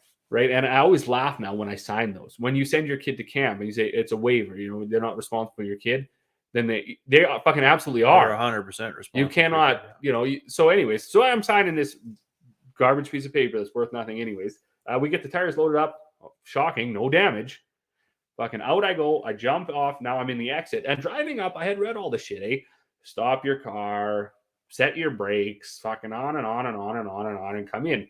Nowhere did it say bring your fucking release form with you, which I've already given to everybody. Yeah. So I just jump out and I'm thinking this is going to be quick. Jump out, sign out, back in the truck. They look right at me. Do you have your release form? And I was like, holy fuck. I have all the time. Like, again, okay, so back to the truck. And look, what's the big deal? And I was cordial. And I said, fuck, like, this place is going downhill. I was a little bit offended because their fees are now $500 an item up to $12,000 of value.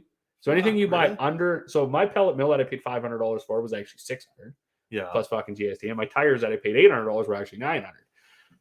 So the fees are getting a little bit out of hand when you consider there's 3,000 fucking lots. Sure. Or 10,000 lots or whatever at $100 a shot. Printing money. That's getting to be a little bit much. But in a capitalist system, once you've created the value of the business, how do you create more value?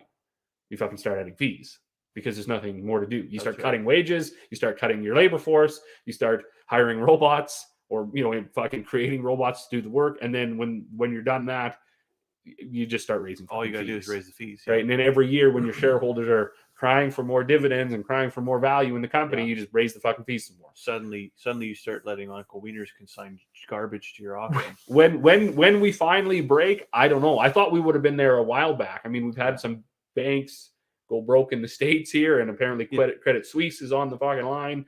I guess the United States hit their debt ceiling, which they've hit every year since the start of the United States. Yeah. So when do we break as a globe or as a Western society finally, where we just realize that now, we're never paying any of this back anyways, we'll start over? I don't know.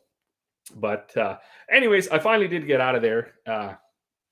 shockingly enough. With a 3-car lineup, it took me about 3 hours probably to get all this shit. My goodness. So yeah, that's that.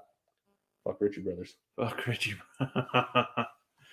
I didn't get anything at the last sale there. I looked at a couple of things. Well, that's why I called you. I thought if one of us has to sit in the lineup. I looked at some panels, so because we've got sheep, and I mean, if you're going to move sheep around, if you're not going to have permanent infrastructure, you better have some really good panels. And so they had half a dozen lots with these 6.5 foot mesh panels. They're nice and light. I can move them. The wife can move them, and you don't break your bloody back trying to do it at the same time, right?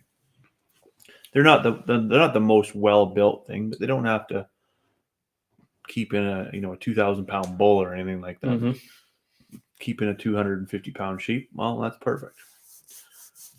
Well, they went for a pack of 33. They went for $100 a panel, plus fees, plus tax, and all that, right? Mm-hmm.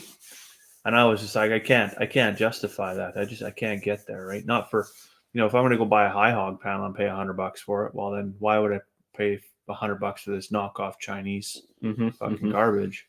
It's not garbage necessarily, but it's not the highest quality by any means, right? Anyways, I was at the UFA the next day, and turns out I parked right beside the guy that outbid me on all this stuff, and I was just like, you're the sucker that paid $100 for these fucking shit, anyways. But what do we miss here? Oh, NFE's back on. The victor, the winner. Yeah, you're the winner from last live stream. So make sure you send us your details, and we'll ship you a whiskey glass, a coffee cup, whichever you want. Went to sign up my haying equipment to the sale. Their fees were fucking crazy. Ended up putting the baler and Hoybind into team auctions. Yeah. Apparently, they're a real up and comer. Like they are. Yeah. They're doing some big things in the auction. But world. even weavers now, I mean, they're all skimming. They skim both sides, right? They do. They skim the buyer and the seller. Yeah. And I don't know. To me, that's kind of greasy. Like, I get there's a fee for the seller, right? A commissioning fee. Yep. That makes sense to me, right? If we're going to sell your stuff, there's a fee to do that. But if I show up there and I buy your gross coffee and your shitty hamburger, and I have to sit there all day, and why should I have to pay a fee? I hear you. I don't understand that. But like I say, it's back to they're trying to figure out ways to generate profits, and at a point you end up you actually do end up resetting. And I forget where this was. It was, I don't know if it was a show or something. There's always this the see a need, fill a need as an entrepreneur. Right? That's how you be successful. And one guy said, no, you don't need to start something out and be totally innovative. You can be very successful by finding something that's already being done and do it better. Just improve on that. Yeah. So now you encounter that in the auction side to a large extent. I do think that that's part of the success that I'm having with my little feed business. Yeah. You're doing it better. You're doing it better. At least I think it's better, right? I mean, there's quite a few things about it. Of course, the other, on the other side of it, I don't have the overhead of town. I don't pay taxes in town. I don't have employees. I do it all myself. I don't need a tremendous safety program and all this stuff. I don't even need a facility fit for a town. I mean, I can work off of my farm. You don't need a storefront. And people coming to the farm understand very well what they're going to. And in fact, most people enjoy it. I mean, that's the atmosphere of it, right? 2-3 days ago, somebody come from Molasses. So we got his tote loaded up, into the shop we go. Half an hour later, knock on the door. Somebody else was there for their bag. Didn't even load their bag. They come into the shop. Another 20 minutes after that, somebody else. So we spent like 4 hours just chatting. Yeah. Right. And I mean, people really like that. There's no. Just the atmosphere, right? That mom and pop atmosphere, that small business. It is. The cottage industry exists again. So. And maybe you'll see that with things like team auctions. You see that in, these small car dealerships springing up. It's hard for me to go into a dealership and buy go to buy a car from a salesman who tells you the margins just aren't there. I mean, we want 78,000 for this truck, and we just can't budge on her, man.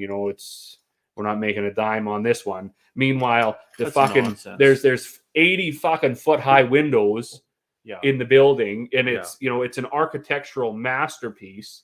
There's pavement for 40,000 square feet of parking. There's 50 fucking bays, and you're thinking, I guess they're not making a dime. Eh? What was a real trigger for me last year? So last year, of course, we were searching for a new vehicle for Carmen, right?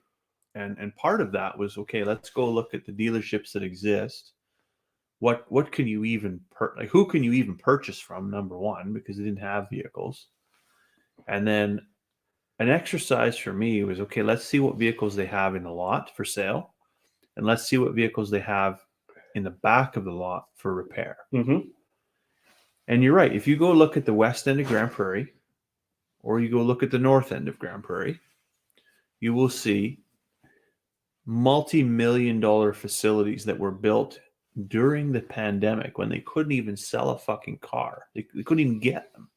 And they spent all this money. So it's pretty indicative of what's going on, right? Out and out gouging. Mm-hmm. Right? Creating an artificial shortage to drive the price of a vehicle that was previously $60,000 up to $120,000.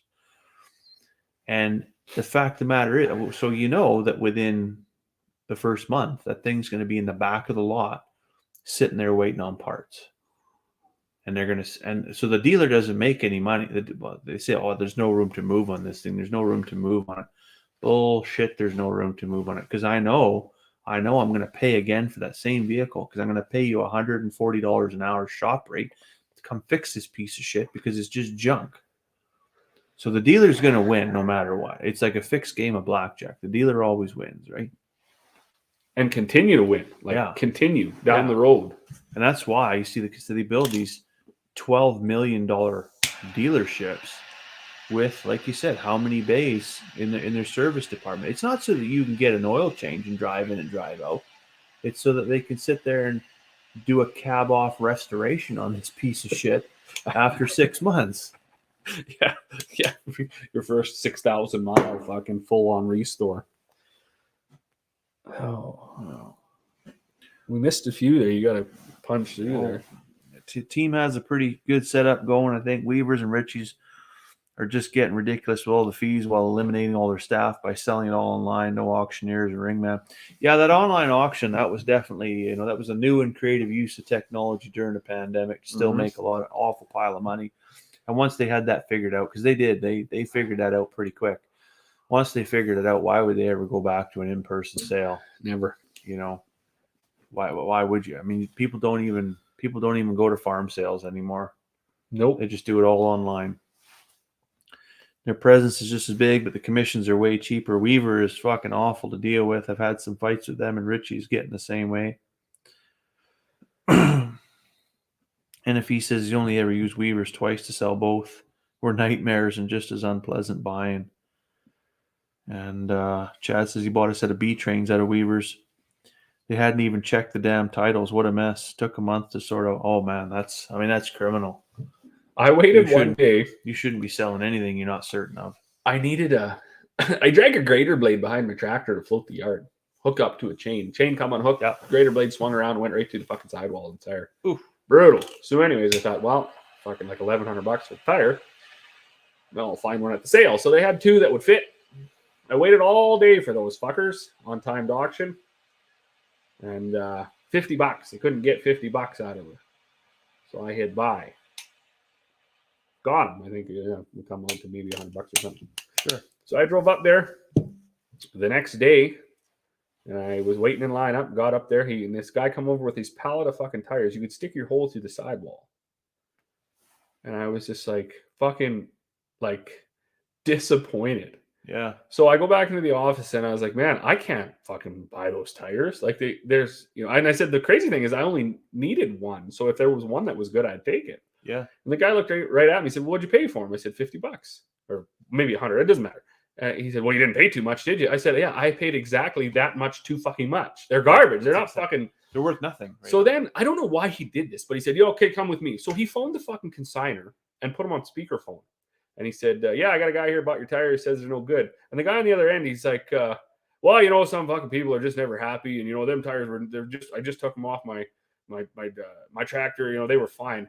I didn't say nothing, but I was just like, holy fuck. So the Weavers guy come out and he looked at it, he said, yeah, he said, we can't sell those fucking tires. He said they shouldn't even have unloaded them. Yeah. And I thought, like, the world is falling apart, man. There's like, no QC on consignment either, right? Just brutal, you know. And then for this prick to think like, oh, they're good, right? Like, what a fucking dickhead. Should have hauled it to the landfill. Just brutal, you know. And then they gave me this big long lecture about how much it cost them to, you know, put a lot sticker on them, and now they're gonna have to pay a disposal fee. I looked right at him. I said, ban the fucking guy. Yeah. Like, let's get to the point in our history now where we start to actually do something about this stuff. If you're caught being an asshole, bang, there you go. Fuck, strike one. Yeah. You're done. Go somewhere else. Then maybe if there was actually some repercussions, people would be a little more unsure of their shittiness and think like, well, maybe I just shouldn't do that. But you know, and the lady, she's like, well, geez, I hope it didn't inconvenience you too much. And I kind of laughed. It was an online sale. I was home. I don't know what we were doing. It was early spring. But it's still to load up and drive all the way out there. Yeah, well, yeah, it was. And I mean, I've gotten some things at Weaver since or whatever, so not all bad. But generally, and as people are saying here now, the experiences are turning into more and more negative experiences and less positive experiences. Yeah. So it's, you know, and then it's unfortunate too, obviously, for the frontline staff because they're fielding all this shit. Sure. And they have absolutely no say or ability to help you resolve this thing, right? It's always got to go higher up and higher up. And the thing that I'm finding is the people that are in these higher up positions are like the least fucking qualified, right? The guy that couldn't run the loader without crashing into everything and was just a total dick in the break room, and then all of a sudden gets promoted to an office where he can be by himself. Operations manager, right? Because they just nothing you can do with this guy. So let's get him out of the way and put him over here and let him and now somehow manage all the questions. Now somehow they're making decisions, right? I remember when we bought our we bought a side-by-side off of the guy that built your house, actually. And suddenly we realized, oh, Carmen's pregnant. So, well, this isn't going to, long term, this isn't going to be a family-friendly unit. So we wanted to get a crew cab side-by-side, which they're not cheap, right? They had a Ritchie Brothers sale. They must have had a dozen of them at this Ritchie Brothers sale. Mm-hmm. And I'm not the guy to buy anything with an engine that I haven't seen, I haven't started, I haven't at least moved it backwards and forwards. And so we went there and I think we pegged 6 of them that were potentials based on the hours and the pictures, and showed up and put them in forward, put them in reverse, and just crawled all around them and stuff like that. And some of them were just like completely fucking thundered. Like, sure, I mean, you can take a nice picture or something and it looks good, right? But then you go to put it in gear and you're like, you get your foot up on the dash and you're trying to like reef this thing into gear, right? And once you get it there, it's just like clunk, clunk, clunk, clunk, clunk, clunk, clunk. And you're like, oh man, like whoever buys this is going to have a real bad day kind of thing. Like hopefully they're a good mechanic. Anyways, it comes sale time and we got that one, but I still watched the other ones that I had initially on my mind, and the money that some of those people paid, like in excess of what we paid for ours, because they were a year newer or they had a few less hours. But my God, like they were like a true mechanic special. And I think it's like, so the rental companies, right? Rental companies do this all the time. Hour these things out. There's really shitty maintenance, if any maintenance at all. Once it's completely thundered, send it to the Ritchie Brothers sale. And then some poor sap comes along. Oh, I can get this for $3,000. Well, you didn't. You just took $3,000 and you just burned it, basically. Right. You ended up with nothing. It happens a lot. Like it's shocking how much that happens. Yeah. And then, yeah, right. I mean, that's yet again another statement that I hate, right? The old buyer beware, right? You're thinking like, if you've consigned something that's worth any amount of money and it's a total piece of garbage, like there has to be some accountability, some you know, a little bit of honor left in the world where you think like, you know what, this thing's wrecked. And you're worse than a used car salesman, right? And you know, it's funny. So this is just a, you know, point of pride for my old man. I was talking to my brother about this a while ago, and that guy. So on our farm, no matter what it is, it's like, well, it's just fine, right? We just, you know, it's good enough or whatever. And he's a very good mechanic, so he'll fix it and it'll work. Yeah. But the day he goes to sell it, and my brother said that he sold a plow once. This was years and years ago. And my brother said, and he'll never forget it, they fucking drove to town and they bought like $600-700 worth of parts, bearings and things. Yeah. They came home and they fucking spent all day, you know, at the old home place, no shop or nothing, out there with the cutting torch, cutting the old ones out, putting the new ones in. And he said he sold it for like $700 fucking dollars. You know, and I'm sold it for the value of the parts that he put into it. Yeah. And I was just like, and you know, he's done that quite a bit with things, or he's fixed it better than it ever was when we were operating it, and been like, well, we're gonna sell this fucking thing. We gotta make it right. And I thought, like, you know, that's admirable. Fuck, couldn't we done that 2 years ago? Right, when we were using it. I'm guilty of the same thing. You know, I'll sell it. I'll fix it so good before I sell it that it's really not worthwhile even selling. It's more beneficial for me to keep it at that point. Well, that's kind of where I'm getting at now. But I don't want to screw anybody, right? I don't want to be known as that shyster that sold a piece of shit. Well, and that's just it, right? You have to. So maybe good will prevail, but you know, until there gets to be some repercussions on these larger companies and establishments that are consigning and selling and stuff like that, where they actually hold some people accountable and say, look, you know, you've been in here 3 or 4 times, you've signed half a dozen things, and we've had complaints on, you know, 90% of them. So you're going to have to kind of like like a buyer or a seller review system, right? Yeah, kind of like they have on Amazon or eBay. Like if you get shitty reviews, it shows up there. This guy generally sells junk. You should consider that when you're bidding on this piece of equipment. And that's synonymous across all industries. I was dealing with a grain broker years ago, and I got to know him really well. He was a part owner of this brokerage, and so I talked to him quite a bit. And I talked to him one day, and I said, you know what? We had just gone through this deal. I think I sold a few loads of grain, and payment was supposed to be within 14 days. Didn't come, obviously, in 14 days. So I reached out to him. I said, you know, like, this is kind of garbage. Like, every time a farmer signs a contract, it's totally in favor of the other guy. When you sign an elevator grain contract, that fucking thing is like 99% in favor of the grain elevator. Sure it is. There's no value to the farmer to sign that, except for assuring now that security. You can deliver that's that. It. Yeah. So and you know, he was asking. He said, "Well, you know, it's hard. What can we do about it?" And I said, "You should have a fucking star system for the buyers and the sellers." Yeah. So if Robin Bloom says, "You know what? I want to sell 5 loads of barley. It's all so much bushel weight, so much dockage. It's dry." And it comes in not in spec. Yeah. Okay. Well, fuck. Maybe he's not a 5-star seller anymore. Yeah. Maybe he's, you know, and put that out there. If a buyer says, "Yeah, we pay in 10 days," and then they never fucking pay you, okay, maybe you're not a 5-star buyer anymore. That's right. And until we get a system of holding people accountable, you just see this rampant capitalistic fucking machine just screwing people, just taking everything and giving nothing back. Creating monsters, right? Because it takes pretty thick skin to get ran over and stand up with the same integrity you had before you got run over. You think like, fuck that. You know, I'm you know, I'm tired of getting treated like I'm gonna fucking do this.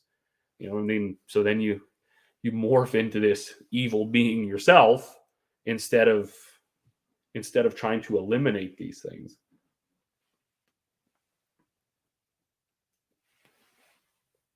I think I'm going to smoke this thing right to the very end. This is a really fine cigar. Actually, I was expecting. It says full flavored, and it is full flavored, and it's but it's not too strong to the point where it's like not enjoyable. Right? No, it smells really good too the whole way through. I think I'm just getting down to that final third now. Yeah, and tight. I'm halfway through my final third, and I think I'm enjoying the final third more than the second third. It's a really good one. It's a really good smoke. Yeah. So if you're looking for a cigar, we got these ones at Cedar Gems. You go check them out. They got their new store open now on the south side of Grand Prairie, just across the highway from where they were before. Kind of a better storefront, but shitty access, eh? Like, yeah, so you know, you got to can know only- where you're going. You can only get in from one side of the highway. It's not really conducive to getting in there, like their old location was. But their old location was kind of a hallway with one window and cigars on both sides, right? But what did we miss? I don't know Oh, if you got to Chad. scroll up or scroll down. Chad Anything- said his wife is impressed with the set we're in. Oh, well, thank you. Trina says hi. Well, I'll say hi to Trina for us too. Yeah. This was quite a bit of work putting together. Oh, you did get all of them. Okay. Thousands of dollars worth of whiskey in here. There is now. Yeah, I was thinking about that when I was over at the Buddies there last night. I was trying to think. There's got to be at least 20 bottles of scotch. Yeah. Yeah, it's up there. Crazy. It's up there. But yeah, I went to the liquor locker and I looked at those the Dalmore and Lefroy. oh, that's Someday. someday. Yeah, Someday. When our I don't know, we get enough like loyalty points through YouTube or whatever. Mm-hmm. I think I'm up to like $33 in my AdSense account here now. So, Oh, look at you go. yeah. It's That's my Ford F-150 why the back door won't open video just keeps it keeps generating, eh? yeah. I was Yeah, looking there's hundreds of people watch that video every day. when I killed old Joe the farmer there in the PTO shaft. yeah. That one gained that for some reason gained the most dollars, eh? Yeah. Just shock and awe. Like, I guess so. yeah.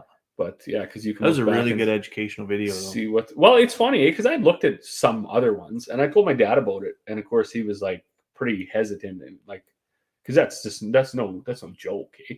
And Not at all. he's No, like, it's very yeah, he serious. said I'll help you. So he kind of got this dude and he kind of walked over there. He said, oh, we'll just wrap it around there, eh? Yeah. And it's like, no. Like this thing's going to be running at full RPM when this. Yeah. And originally, what I was going to do was actually get like bone from like a pig. Yeah, you get And like I was actually going to get that, right? But they thought that might be a bit over the top, Yeah. which I think it wouldn't have been. Till it takes out the back window of your tractor. Well, there could have been a lot of damage involved, eh? So, Yeah. but it it actually worked out really well. And I threw that up on TikTok, eh? And it just got like dead air. I don't understand the algorithms or the hashtags or the sound bites or whatever it is that draws people to watch certain things. YouTube, TikTok, any of them alike. I had one video on YouTube get like 60,000 views. And I was just so confused because the content isn't so great. I'm not a good editor, don't have a good camera, don't have the greatest of content anyways. But of all of them, I thought like, that was just mediocre at best.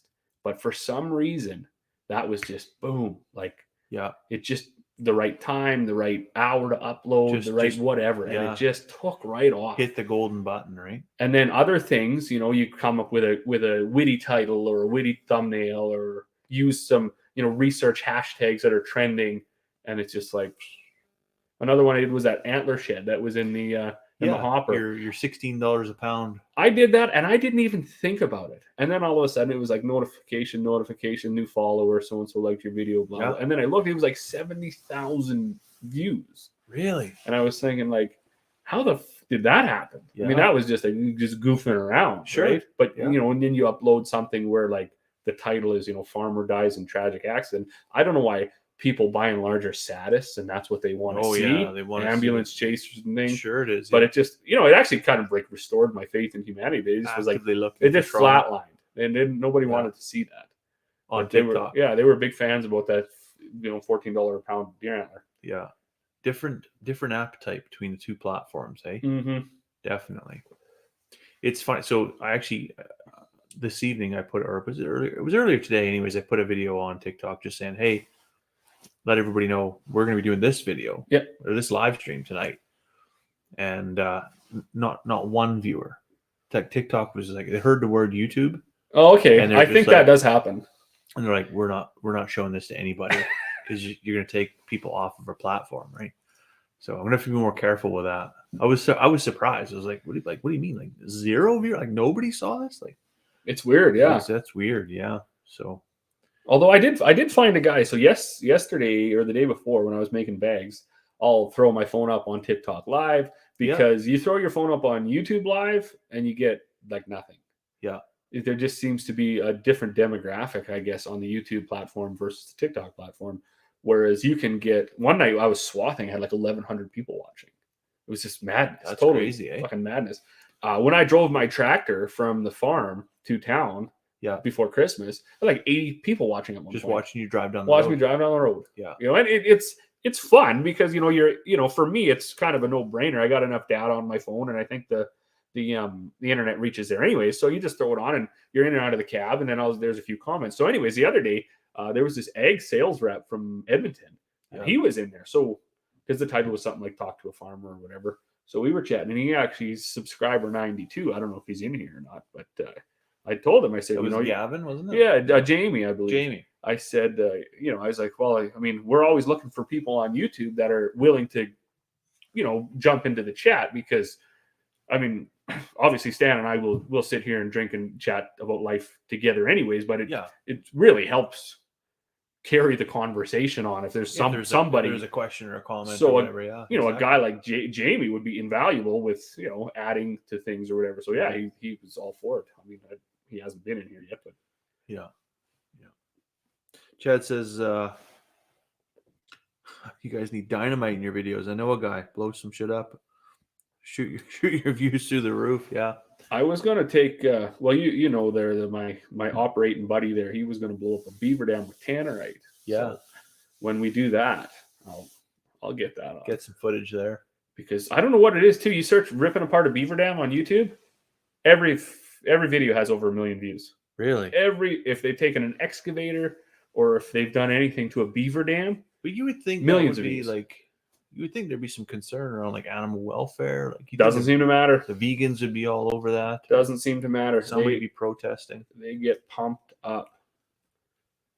So you see that video? I put that video up about the fox hunt in that the was UK, awesome. right? That was epic. The guy jumps the gate, and so somebody dives in front of the horse, and they get clipped and trampled, and it's funny, how the opposing views are to that. Like, well, did you actually do any research into the fallout of that? Like, did the guy get charged? Because I read through some of your comments, and you're like, well, he got charged, and he was in the wrong, and blah, the horse rider. Anyway. So there's lots of people that are like, well, that's grievous bodily harm, and so the guy got charged with grievous bodily harm. Well, you can get charged, but then you go to court, and then then what's the actual outcome? And you can be accused of anything. You can be accused of anything, but then you got to get tried, and then what's the outcome of that? And that's the piece I couldn't find, because it only happened in February, right? Okay, so it's still a fairly new event, and there seems to be kind of some I don't know if it's media silence or it hasn't like completely unfolded yet or not, but the laws around assault are definitely different in the UK than they are here. Like,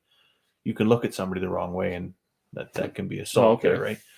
But I mean, running somebody over with a horse is, so that there's a conversation around whether or not that was assault with a weapon. Okay, right? And there was assault with intent, and so this guy, I mean, he was very clear. He said, like, move out of the way, and so I can jump the gate. And then the people did kind of move, and then he circled around his horse and he jumped over. And while the horse was in motion, the guy stepped right in the way, and of course, well, horse in flight is not gonna put the brakes on, and somebody. It's true Darwinism. The horse attempted to, but needless to say, gravity does what gravity does, and that person just got smeared across the field like peanut butter. What was interesting was to see that horse rider just like regain their balance and then just trot off. Like, I don't even think he looked back. Well, he got quite a ways down, and I didn't catch it in my clip, but he got quite a ways down before he just kind of looked over his shoulder and then just kept trotting. It's another day on the hunt, eh? Yeah, but I mean, it was a bad situation. There was a lot of people there. There was people filming. That they're known as saboteurs, right? Like, people are there. They're specifically there to fuck shit up and get in the way and stop you from doing it, right? And I get that during the 90s and before the 90s, when they were like legitimately hunting foxes, right? There was a whole animal welfare thing, why people would want to get in front of it and not advocate for that sport. But now they do drag hunts, so they'll just drag a rag with a scent on it, and the dogs go out and they chase this scent or whatever. And it's very rare that they'll actually leave that scent and pick up on an actual fox or some other type of an animal and then go off. I mean, accidents do happen, of course, right? Mm-hmm. But it's really about the sport and not about the hunt itself, right? But needless to say, there's still a whole culture of, hey, let's get out and fuck up these guys' day. And then, let's demonize the person that is involved in this sport. Like, why? Like, what's It would be amazing to live in a world where people, by and large, minded their own business. Just yeah, exactly. Like that would be, and I mean, I can get it. Yeah, there's maybe some things to get out and be passionate about. But when you start to cross the lines of being like, physical intervention and things into like you had just said, I mean, this drag hunt. So of course I know nothing about this from what I've learned from you and in your video. People they're taking this real moral high ground of something they understand absolutely nothing about. They don't understand the history of it. They don't understand the current state of the affair, and they've picked a small tidbit of it that they don't like. Well, yeah, there was tons of people even in that recent video who were like, "Oh, fox hunting should be banned." Well, it was banned. It was banned years ago. Well, this should be illegal, or this is illegal. Well, no, what they're doing is not illegal, right? They're recreating a historical event. A Civil War reenactment. Right? I mean, that's not illegal, right? Packing around at the muskets loaded with powder and what's the Knights thing at Disneyland or medieval whatever. times. Medieval times, they're actually not. They're not actually hacking each other apart in the arena, right? I mean, this is entertainment for people. Yeah, it would be amazing, like I say, if we could live in a world where people would mind their own business, or certainly educate themselves before they take such an aggressive stance. Well, I don't mind if you don't mind your own business. If you really want to get in, if you want to make an informed decision and really get in front of something because you're passionate about it, and as a result of that, you have to bear some consequence, right? Freedom of expression does not free you from consequence. Absolutely. So if you're going to stand in front of a 1,500-pound horse while it's jumping a gate, if you're going to stand there, you can't cry, Jesus fucking Christ, and then charge somebody with assault. I just got ran over. I just got ran over. What do you think was going to happen? Like, dumbass? Yeah, it's amazing, right? No accountability for one's actions. Yeah, it's just wild. You need to steal that from me when you're done. Yeah, getting down to the nub, and it's a little harder to stay lit here. This is right where the wrapper cracked on me, so it's kind of going a little bit sideways there. I might burn my fingers on this one, but definitely, yeah. I'm gonna have to get my suit dry cleaned here. I'm getting some ash on it even. I gotta say, when I pull the jacket or that gray suit out or whatever, the closet, they have a really nice smell of cigar to them. I really enjoy that. The perfume, not the stink. Right. Cigar, I really like it. Yeah. Speaking of which, now you've been wearing your new suit. How does it fit? Is it comfy? Do you like the material? I am a big fan of this suit, and I'm going to quickly jog back to the previous videos where Stan had sabotaged the set to make me look about 4 feet shorter than him. Fucking this suit is exactly the same size as the suit that Stan bought. Yeah, 46 long. It is exactly the same. Now, and I've said this before, I think that Stan has a little bit of a longer body, and my suit jacket, I think, is a little bit long. Wouldn't be, I don't think a regular would fit, but a long might need to be taken in just a little bit. However, the pants fit really nice. Did you have to take the pants in? I will have to, but because I know mine, I got to take in and hem up a little bit too. But I'd rather do that than the other way. Absolutely, yeah, for sure. And might need to come in a bit in the waist too. But if anybody is in the market for a suit that doesn't break the bank, I would strongly recommend Elaine de Petite. It's Elaine, but not Elaine like the woman's name. It's Elaine like the French spelling of Alan, right? Elaine du Petit. So, what did yours cost you? I think it was $20 less than yours. 140. Because I think by the time I got it shipped and everything, I was 190. Okay. Then I was maybe I was 148 or 158 or something. Because mine was 109 So that was the thing. It's all in US dollars. So That's the day you bought yours, the exchange rate might have been different too. But mine was $109 for the suit. And then I purchased a shirt and a tie, and it came with a pocket square as well. I think that's what you. Yeah, I got the tie, I got the square, Yeah, the vest. So three piece, right? So you get the vest, shirt, jacket, pants. Yeah. So you can go to Edwards Factory Outlet in Grand Prairie and buy the same price point suit, but I mean you look like you're going to court at Walmart kind of thing, right? Yeah. Not a good fit, not a good style, and that's the thing with Elaine Dupe. And I'm not advocating for them or trying to sell their product or anything by any means, but I would. That's two suits that turned out pretty well. They own the factory that makes the material, and their whole mission is actually to be able to help people dress better without gouging, right? The material it's not wool, it's terry rayon, right? So you have to expect that the material is of course cheaper, but nevertheless it seems to be well made, fits good. Yeah, it ships in like a week, something like that, right? So and a couple minor alterations, you can be looking right uptown.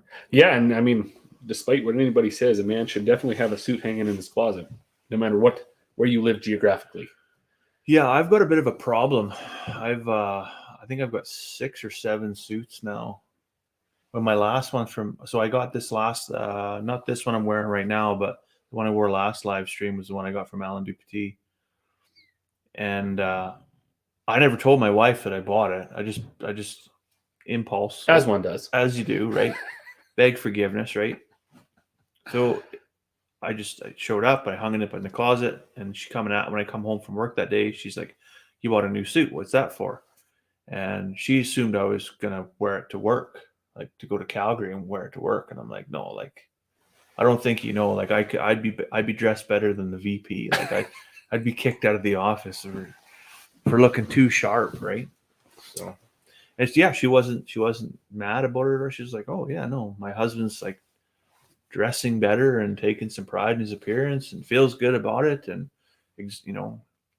showing some confidence." And yeah, it's overall a good thing, right? So, and that's just it. I mean, if you're here mental health wise and everything and life is going good for you, that's fine or whatever. But yeah. I would find it hard for someone to say that you wouldn't feel better dressing better. Yeah. I wouldn't believe that. I would ask them if they've ever tried to dress better. Yeah. And I was thinking about this the other day, and you had mentioned it, I think on our Facebook page, that we'd set up for Smoke and Oak, when you were making a comment. It used to be something for a son to dress like his dad, right? They'd get matching suits. Yeah. And now we've made a shift where you're seeing fathers dressing like their adolescent children. Mm-hmm. So they have Pikachu hoodies on and sweatpants. And DC shoes, and you're thinking like, okay, I mean, we're sacrificing. You're dressing like a child, though, right? Any form of grown up fashion for comfort, I guess. However, these feel good, and no, I realize you can't wear this pulling slips, and you shouldn't probably wouldn't fit in if you were just going to PV Mart to buy some tools. However, to get dressed up every once in a while, of course, we got summer coming on with events and stuff like that. Your wedding season. Wedding season's coming up. It really doesn't hurt to put a little bit of pride into what's on your back.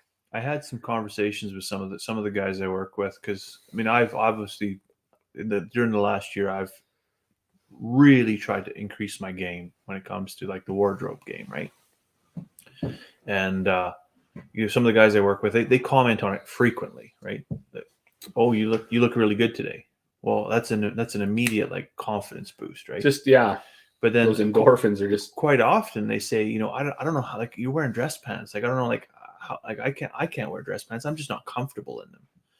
And I got to say, like, okay, well, where are you buying your dress pants? Because, again, if you're going to buy low quality things that kind of look good, right? Throwaway items, then yeah, absolutely. But if you spend a few dollars more and buy something that's really good, you won't find anything as comfortable. Like you'll never find a pair of sweatpants that are as comfortable as, you know, Super 120's wool. You really won't, right? Kristen had a side question there, and we should answer that one. So, the meat chicks. Did you order a meat chick? Are you ordering meat chicks this year? No, I don't think I'm going to. So we did order ours. Yeah, we ordered ours through Miller Hatcheries. Okay, but I think Kristen's got an in with I think it's Hemborough Hatcheries. Okay, I think she's maybe a distributor for them. Okay, So if anybody in the area is looking for chicks, get a hold of Kristen. I wasn't sure what route I was going to go down. I reached out to a lady who's going to hatch out turkeys, so I was hoping to get some turkeys from her. And then as far as meat birds, I don't know. We have like so many connections with people who raise meat birds and then sell them that I might just for a couple of years here just go down that route. I don't really. I guess I always hate saying I don't have the time because I don't use every minute of the day. Yeah. So I could find the time to set up a day to do this. However, we're going to have a ton of landscaping to do this summer. I got already a ton of projects, grain bin floors that got to be repaired. Custom spraying is a big part of the summer for me. Yeah, you can. That takes a lot. The feed thing is just getting right out of hand, and it was supposed to slow down in the summer when the animals go for pasture. But what we're finding is the commercial animals go to pasture. Anybody on 10, 15 acres feed. They still 365 days a year. That's right. And a lot of people, they feed anyways. Even if they have a lot of grass space, they still grain their animals. That's right. So that doesn't slow down either. We have a new little one. So that's going to put added pressure on Corey to look after that. And that's right. There's just too much. It's kind of the same boat we were in last year, right? Too much going on. Yeah. So I'll dip my feet into these turkeys. Was really inspired to do this after your total disaster of a turkey season last year. Yeah, it was. I get a lot of sadistic joy out of like replaying your videos where you explain how fucking stupid turkeys are. The downhill, uphill battle that was, I guess. Yeah. So I thought, you know what? One of those things, right? I mean, I can do it. You're gonna do turkeys this year? Yeah. Well, if this lady hatches them out, I would. Because I probably won't. Like I thought, okay, well maybe I'll give it a second try.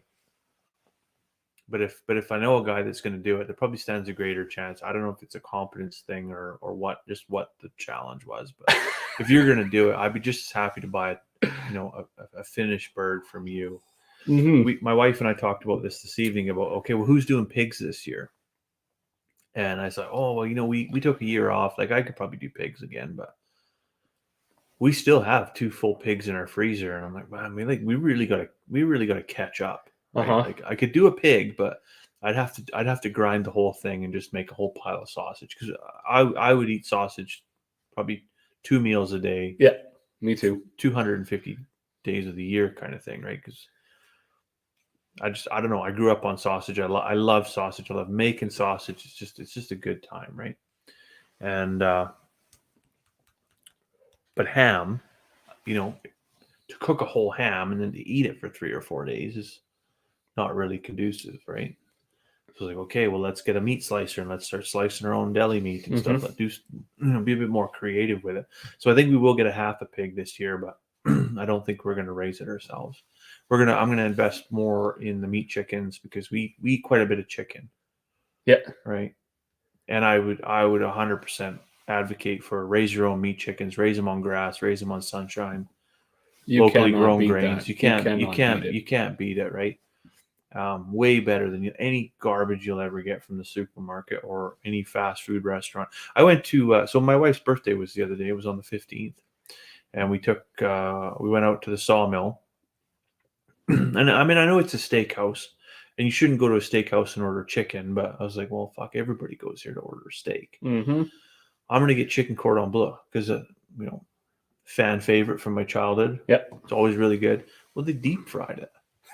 And they just, it was like 1,000,000 degrees because it come out of the deep fryer, smothered and covered, baby, and just like not really that enjoyable. I was like, man, so it was $100. It's funny you mentioned that. You can't go up for $100. No, it was $123 for her and I to eat, and then we got Charlotte got I don't even know what she got, like a little plate of something, anyways, and she shared with Finley a hot dog. That's what she got. She got a hot dog from the sawmill, and the wife got a steak, and I got chicken cordon bleu. $123. So, shocking. Yeah, crazy, right? When I can come home and I know the value of that piece of beef. Yeah, I know the value of that piece of chicken. The hot dog's not worth the fucking bun that it's wrapped in. But yeah. Sometimes you just gotta put on some nice clothes and go out and eat, just to kind of maybe even appreciate what you got at home. Well, and that is a good point, right? I mean, you certainly don't want to become a true recluse introvert where you've abandoned the outside world altogether. You do have to get out and do things, even if it's just for this significant other, for the kids especially, right? Yeah. Expose them to some things. But I'm finding it very, very difficult to shell out money. And like you say, you can't go to a steakhouse and not order steak.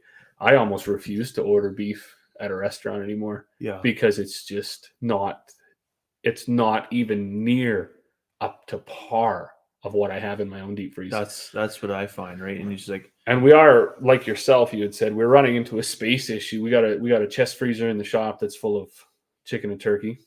We got a stand-up deep freeze, a big one in the trailer we lived in, that's right full of lamb and pork. The freezer in the fridge in that trailer is right packed full of pork and lamb. We have a stand-up freezer in our house that's right full of beef. My mom and dad have one of those 1950s freezers, like you put like 14 bodies in. That is right packed full of, and I crushed some Saskatoon pies the other day. So it's like three or four of those in there, and there's like, everything is right full. And it's a shame because, I mean, my parents my dad's over 70, my mom's climbing up there too. I mean, how much do they eat? Probably not as much. Right. So, I mean, and I got myself, which I could probably eat a whole cow in one sitting. But I mean, Corey, and then I got 3 little kids. They don't, I mean, the baby doesn't eat anything. No, right? Yeah, exactly. So how are we going to get through this massive, and it's a weird first world problem to have thousands of dollars food of the best quality meat in the world. And you're like, what are we going to do with it all? Right. Yeah. So that also plays into what are we going to do? The whole buy local market, we seem to have seen like exponential growth on that Facebook page that we had set up. Yeah. But what I don't understand when I look at it, and it kind of irritates me a bit, is there's not a lot of interaction in there. So there's just about 1,800 people locally. Yeah. And when I've done a poll to ask if they're producers or consumers, and a tremendous amount of them are consumers. Yeah. But nobody's asking questions. Nobody's placing orders. It's just kind of like dead air there as well. And a lot of people, obviously, when they come through, we talk about this, and budgets are a huge thing. However, there's a tremendous amount of producers now that have shifted to getting their on-farm slaughter licenses, working with inspected butchers to do boxes and things like that, and it still doesn't seem to be getting. So, do we know the questions? Do we know the questions that the consumer has? I guess, right? So maybe it's time. Well, I've made those polls. But maybe, yeah, you have. So you know what the questions are by the numbers. And maybe it's time to ask some stupid questions, right? Just go out there and just say, hey, just curious, who has an on-farm slaughter license? Just curious, how could one acquire half a beef, right? How could somebody get a specific cut of meat from a producer? Because those are the questions that we often get is, well, how do you sell your lamb, right? Yeah. And I try to explain, okay, well, I'll sell the whole lamb. This is $7.50 a pound. You pay the butcher fee. And I have to explain the whole thing. And I don't mind doing that, right? If somebody's willing to ask questions. But sometimes I think on the social media platform, they're just waiting for somebody to come out there and just say, here's the deal. Yeah. Right. Or because nobody wants to ask the question. Well, that is an unfortunate reality. People are, I mean, I don't like to use the word, but they seem to be like lazy in approaching this topic because Safeway is just down the road. Well, it is. Yeah. All your questions are answered when you walk into Safeway. Yeah, just throw it's shit just in the cart sitting there in a styrofoam tray and go there. ready to go. Yeah, why people don't show more interest? It confuses me, right? Like Alberta beef, sought after around the globe. At least that's what we tell ourselves. Or Chris say sometimes ESP for mamas, a change of scenery. Not having to be the one to cook is good for mind. Also nice to spend intentional time together. More about the time spent together and less about food. Yeah, you know,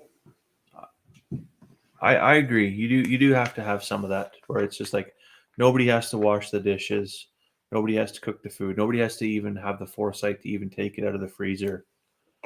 But I overall I gotta say, like the night out we had the other night, I was kind of disappointed, not only with the quality of the food, but you go to what's supposed to be like a really uptown restaurant. And I've been to some like really high class restaurants in my life where you do pay top dollar. Yeah. And you go there and you have a waiter or a maitre d' or you have a sommelier, right? And they serve you, and there's an experience that's had, and you pay for that experience more than you pay for the food, right? Yeah.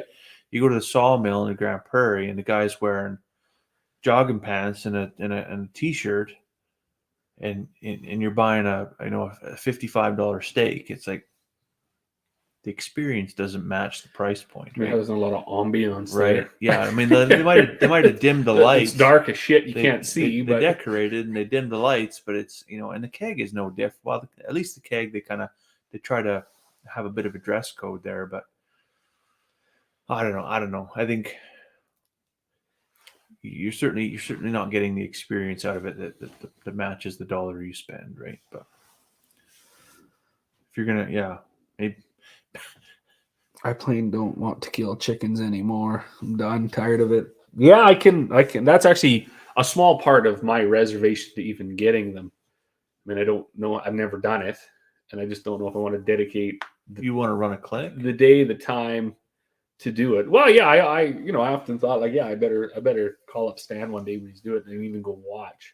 But yeah, we don't have an on-farm slaughter license. It's all in-house, I guess. So we raise anywhere from 100 to 200, depending on what the family wants. And there's my wife's parents, her two sisters, and her brother, and us. And we all we raise most of them. Her mother and father raise a portion of them as well. And we bring all the kids in for the day. Yeah.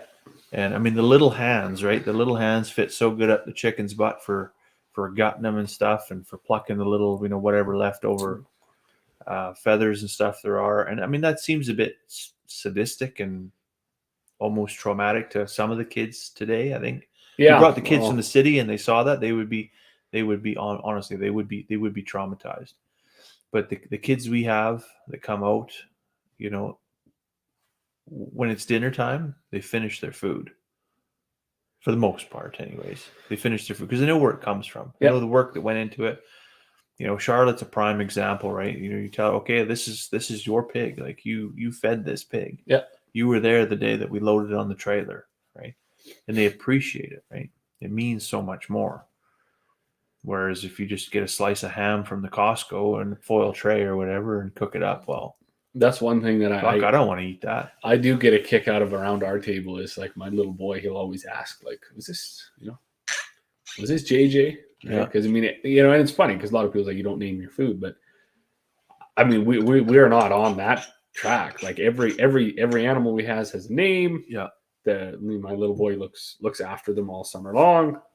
And yeah, when it's time to fire up the barbecue, he's curious as to which one it was. I mean, we don't, and actually, my dad was pretty adamant. Like he said that these kids are just too young for that part. So they're not involved in slaughtering at a time. And that's fine. I mean, they're 4 and 6, right? And when you're processing a beef, there's a lot to see. There's a lot going on, right? Yeah. I mean, a little different than a chicken pulling the feathers out. But I mean, so even today we had lambs born this morning, right? And so Charlotte come after they went to town this morning. Carmen, Charlotte, and Finley, they went to town, and we said, okay, once you're done, come back into the barn. He'd come see the lambs. And I had to check the one ewe because I wasn't sure if she was done. And it had been a while. And in goes the hand, and out comes the hand covered in blood and stuff, right? And she says, "Oh, why is your hand all blood?" And you get to explain the whole thing, and they have a better understanding, comprehension. They're more mature. These kids are more mature than some of their classmates, right? Very much. Although I do think while similar, there's a difference between bringing new life and taking life. Sure. Yeah. So but we like to give them the whole picture, right? Yes. And that is important for sure. And well, you and I, like, I think it was last year, we had a whole discussion about how old should is a kid be? Yeah. When you start to hack the head off of a steer. Like, is 4 too young? Is 14? Is 24? Are you about to raise the next Jeffrey Dahmer or right? Well, exactly, right. and it is something that you and even having them involved in certain parts of the process. Yeah. I mean, the gunshot, the bleeding out, the hacking off the head, taking out the guts. Maybe that's not a part for the youngest. Yeah. However, maybe cutting up the hams is fine. Yeah. I mean, once it's slaughtered, it's been killed, it's been gutted, and you're just left with a carcass. I don't think there's really an age that's inappropriate there, right? No, I mean we're seeing roadkill all the time. You're just cutting meat, right? Exactly. You do that in the kitchen all the time. So just on a larger scale, you're just doing 200 chickens instead of just slicing up one chicken breast for a meal kind of thing, right? But yeah, I don't know. Chicken butchering for me is it's a big job. It's an ominous job at the end of the chicken rearing season. But I don't know. To me, I enjoy that chicken today as much as I enjoyed it the day after we butchered. Yeah, that homegrown produce, be it vegetables, be it meat, be it eggs, is just, it's unbeatable. Even I mean, I had loaded up some bags of wheat for a lady, and she said, I'm gonna go home and make bread.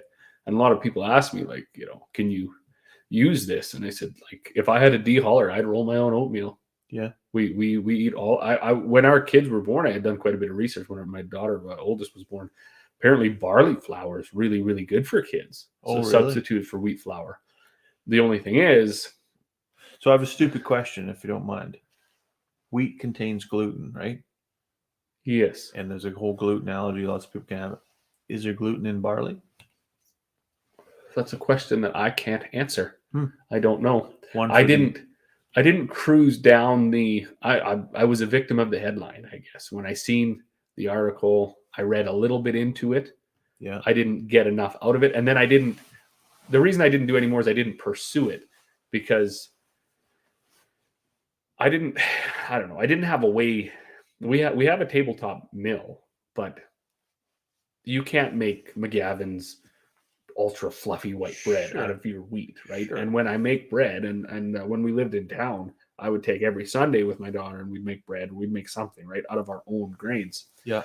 And my dad would always come down. He said, "This is exactly like the bread that I grew up on." Growing up. Yeah. But it's nothing like the bread I grew up on, and it's nothing like the bread you can buy in the store. Even the whole wheat bread you buy in the store is not like wheat that you took out of your own grain bin and ground, sifted out the bran, and then made. That's a heavy loaf of bread. Like, it's a half a sandwich, maybe one if you're really hungry, and that's it. Yeah. You don't make a plate of sandwiches and eat them. You can't.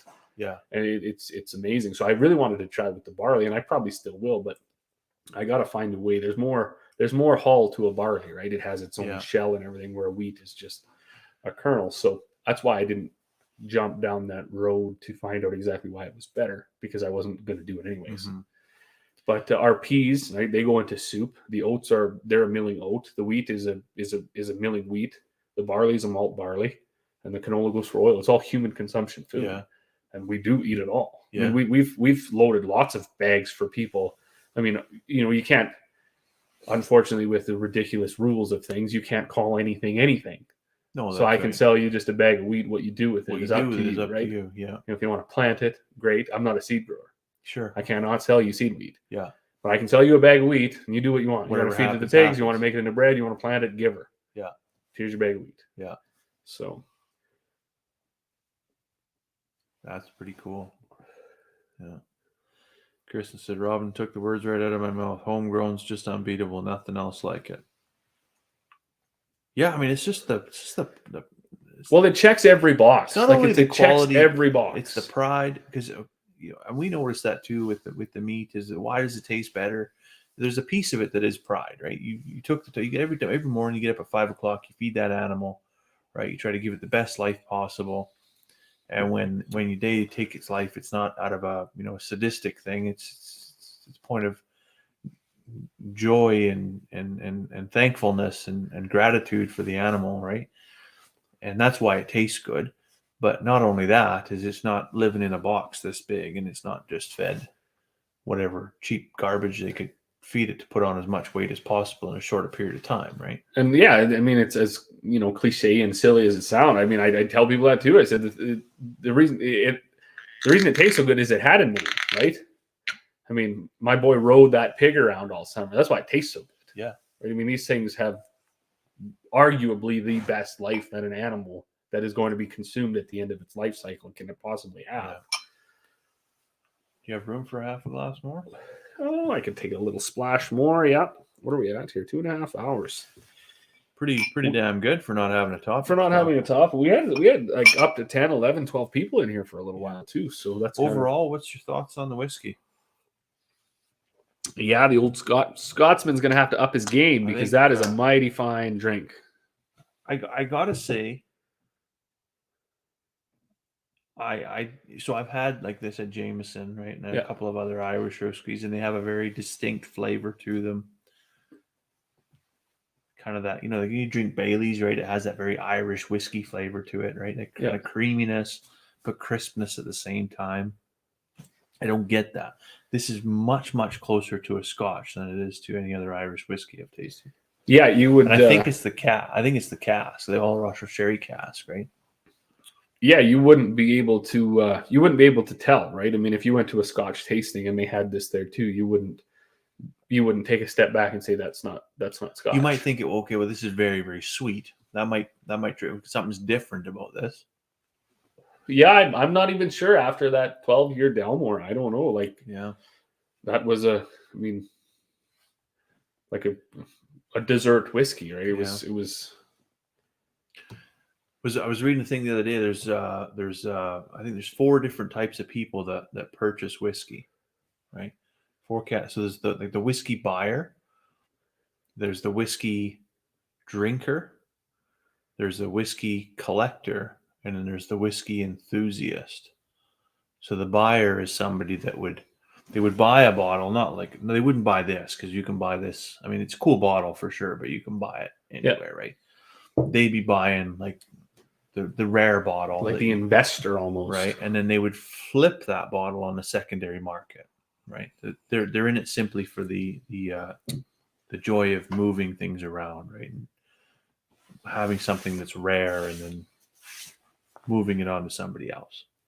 Then there's the whiskey collector, which would buy it, and they would have, much like we have in the background, but none of those bottles would be sampled. They just have them because they look cool, right? Yeah. Which to me is somewhat of a sin. Really is. And then there's the whiskey drinker who would just buy. They would just have 1 or maybe even 2 bottles. They just have favorites, and they just buy to consume. And then there's the whiskey enthusiast, which I think we fit into that category. We try a bunch of different stuff. We do enjoy a drink, so we crack every bottle. Yeah, there's very few not open. But nothing's flipped on the secondary market. Nothing's sits there just for display, and nothing gets chugged, right? No, well, yeah, we've yet to finish a bottle. Yeah, of anything. Chad's heading to bed. He's what's he gonna do? He's got to move the bread cows home in the morning when the road is quiet. Good job. Evening flowed pretty good. Yeah, get him moved on the frost before everything turns to shit. I think it's gonna be another warm day tomorrow. So. Oh, you guys gonna try? And if he's asking if we're gonna try a local whiskey one time, yeah. So we got a couple of local distilleries, right? There's we do Latitude 55. There's Broken Oak, which is very similar in title to us. I don't know if they make us. I will say there are some irons in the fire. Yeah. So, without giving too much away, there are prospects on the horizon. Yeah. And they are, if it manifests, they will be arguably one of the coolest things that I've been a part of in 34 years on this planet. And that's only because of this being very much amateur Scotch and cigar enthusiasts, as you said. But yeah, there's a couple of feelers out there to get local whiskeys, and hopefully something comes of it. Yeah. Of course, with whiskey, that doesn't happen fast. Look at any of these bottles, and what the youngest one is 10. There are some no age statements. There's an 8. We have a leg. There's an 8. 8 is the youngest, right? So then I believe there's a couple of no age statements, so we don't know. They're minimum 3 years, I believe. Minimum 3 years. Most of the non-age statements we have are estimated to be in the 10-year range. Oh, okay. Yeah. So you can imagine, even if we get to doing something, it's most likely going to be a while out. It's going to be a long-term thing. But does that mean that we won't sample something? Have something to sample right away? It's made from a local distillery? No, that's well within our reach, I think. It's just scheduling some time to go to one of those distilleries, maybe do a sampling tour, and find something that fits our palate, right? So, because let's be honest, most of those distilleries turned their wheels pretty quickly during the pandemic and made hand sanitizer. Yeah, so, yeah. I don't. Be nice if there was a few flushes through it. Yeah. I want to have something with a little bit more flavor than the hand sanitizer. So be nice if you didn't have to have a bottle and squirt it into your glass. So could you imagine, eh? Well, mine fell apart here. Mine did right at the end too, and I was left with an inch, and it's unfortunate. That was really good flavored cigar. I would, if a guy found a deal on them, I'd probably buy a box. Do you think that's something that could be? They were good. That could kept in inventory. That could be a daily driver if there was a need for that. Yeah. Yeah. It's kind of a toss-up between those, because those are a premium cigar, so they're not a cheap one by any means, versus the Junction Nicaraguan ones, which are a budget cigar. Mm-hmm. People buy those in boxes of 25, and I got a few of those. Yet to try one. Maybe we should try one of those next time, just to compare, because we've had a lot of premium cigars. Maybe we should just see what's. Well, I was thinking today again with our hooligan, filthy hooligan. That would have been the appropriate one. We should have waited till today, but yeah, because I'm gonna have to get myself a couple more of those. Like you had a very bad experience. I'd be willing to sample a different one and just see if the novelty was, could be appreciated more the second time around. But it was extreme. So every cigar we've had since, and the cigars we had before, were all similar with the texture of the smoke. And that filthy hooligan, like when I think back, that was because you had said right away, like you almost like a mouthful of sour cream. It was very creamy smoke. And it was like that smoke was thick. Yeah. Like you could grab it and squish it. Yeah. And I would like to circle back to melted that. butter and try that again, because I actually enjoyed it, but it was nothing like. And it had said, right, it was a gimmick cigar. Sure. It had almost no credibility in the cigar world, but it was a cigar nonetheless, and it was definitely, it stood out from all the cigars that we have. There is another one I want to find too that's along the same lines. It's not a tri wrap or anything like that, but it's a gimmick cigar, and it's one that's kind of a double header. Like it's got two ends you can cut from either end. Okay. Right, and smoke from either end, and I'd just be interested to see, smoke it one way and then smoke it the other way, and see if the experience was any different, or if it was all just smoke and mirrors. So no pun intended, but Well, if there's any of there's 5 left watching. If there's anybody that hasn't left a comment, drop us a we're comment. probably going to wrap it up here pretty quick. So there's always these coffee cup and whiskey glass that are up for every live we give one away. Yeah, if you're thinking you don't know what to comment, maybe leave us a comment on something that you'd like to see for a future live stream, something for us to discuss. Yeah, always some feedback. Always we've got a small bank of ideas to use, but well, I feel like the viewer's choice always kind of is the best ones to get the most engagement, right? And then the ones that are a bit taboo, a bit controversial, they always end up with some pretty intense tangents, and they're funner to do. But I feel a bit handicapped even when I'm starting to do the polls, and it's just kind of born out of the fact that our independent channels are ag related, and then I was pretty strictly ag. I'm just right off the bat, I'm thinking of ag topics, and my mind hasn't broadened up to be like it could be anything. Yeah, like, if you want to talk about ancient Rome or German politics, right? Yeah, how deep the ocean is. We can hit on Marianas almost anything. Trench. Isn't it 6,000 meters? Yeah, I had a far right conspiracy guy talking to me when they shot down that balloon over the Atlantic, and he's like, "Yeah, they waited till it got over the trench and shot it down." And I was just like, "I think you're in the wrong ocean, man." And I didn't actually look, but I'm pretty sure the trench is in the Pacific. I don't think it's in the Atlantic. So I think was the balloon in the Atlantic? I believe it was. Yeah, they shot it off the coast of North Carolina over there, I think. Well, that was not the first balloon. There was a couple of balloons. Holy fuck, did I have to have a good laugh. Apparently this hobby group out of, let's say Montana, I'm not exactly sure what state. What they do is they put like a transistor radio on a balloon, because there's been a lot come out of this. You can buy these weather balloons for like $5 off Amazon, fill them up, float them around, and do what? Well, whatever you want. Monitor the weather? Well, these hobbyists, they do whatever, right? So anyways, this one group came out and they're like, yeah, we lost our balloon and we're pretty sure it was over Alaska. So when the NORAD was mobilizing and the U.S. and American and Canadian fighters were teaming up to go shoot down this surveillance balloon with a $400,000 missile, these guys later chimed in. They're like, I think that was our balloon. It just had like a shortwave CB radio on it. It was like worth a combined total of $48, and both governments just went on high alert for this. Man, I laughed. I don't know if there was any truth to it, but it made a funny story. Could have ended world hunger with the money they spent shooting down this $5 balloon from a hobby store. Well, and then it made me laugh, the pride that both governments had in eliminating these threats.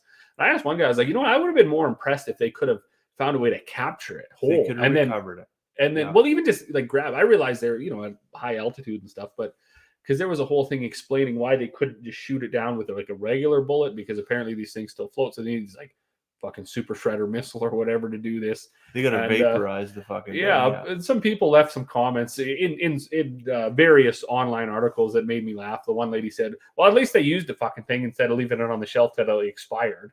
And I kind of laughed, because with the waste in both the Canadian U.S. military, I wouldn't be surprised if they did come out one day and be like, yeah, we got $1 billion worth of munitions that have expired, so we're going to throw them away. Right? I could see that happening. It probably does happen. So I agree with that lady. Is it at least they flew some shit around and shot some shit and made some news for people instead of spending all of our tax money on munitions and then be like, well, no, it's past its best before date, so we're not going to risk using it.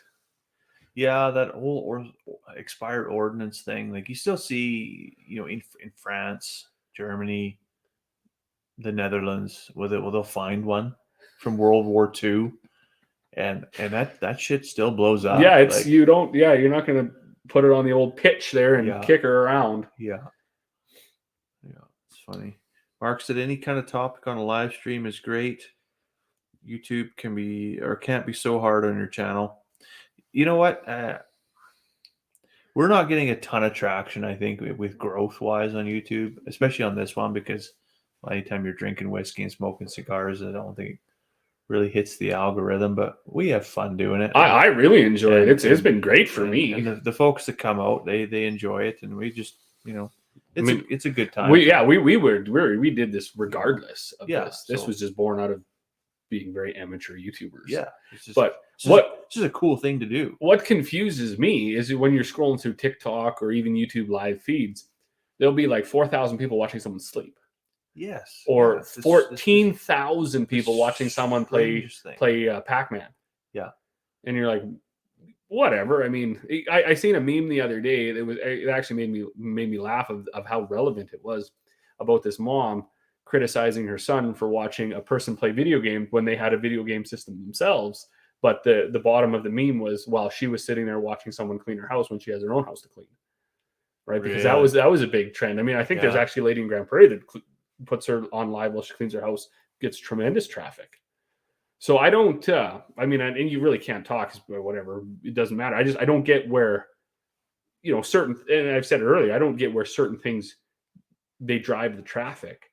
So if you go a conspiracy route, if in fact China does own TikTok, I get that, maybe they're dumbing down America. Sure. Like they're like, oh no, we'll put a lot of traffic into this. Mm-hmm. Just absolute utter nonsense. And then we are at the dawn of idiocracy. Oh, maybe I'll have to live stream tomorrow, and I'll vacuum in my underpants or something, and we'll see. Yeah, well, and that's what you have to do. Probably not going to do that. Have a nipple hanging out or something. A ton of people I work with that follow me on TikTok. So yeah, that's and I'm borderline. I'm one phone call away from HR already on TikTok, so I'm probably not going to do that. Yeah, it's amazing who does watch. The odd time I'll be at something and someone will be like, "Hey, aren't you?" Yeah. I'm like, "Yeah, I guess so." And then I double back and be like, "I wonder what I said." I walked into London Drugs the other day and I seen some lady and she's like, "Oh, how's TikTok treating you?" And I'm just like, it has its challenges. Yeah, kind of funny. Kristen said she'd love to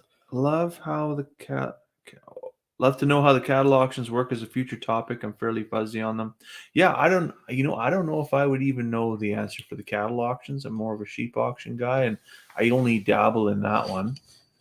Just whatever we don't sell direct goes to the sheep auction. Well, Guy shows up with a truck and figures it out, but that's not something that a guy couldn't do some honest research on. We have a group expert in Chad. Chad's probably a group expert. When Chad's in here, we can hit one. Maybe Chad could be a guest speaker one night. I don't know. Yeah. Are you still smoking that thing? That looks like a fucking. I'm gonna get it right down. It looks like a corn broom that's 30 years old. Just mint though. It's just ragged. It looks like a hobo cigar. So it's a very enjoyable hobo cigar though. I'm happy for you. And if he says Challenger Deep is the deepest part by Guam, well, that's right. So yeah, that's 10K Pacific. That would be 10. That would be the Pacific. Yeah.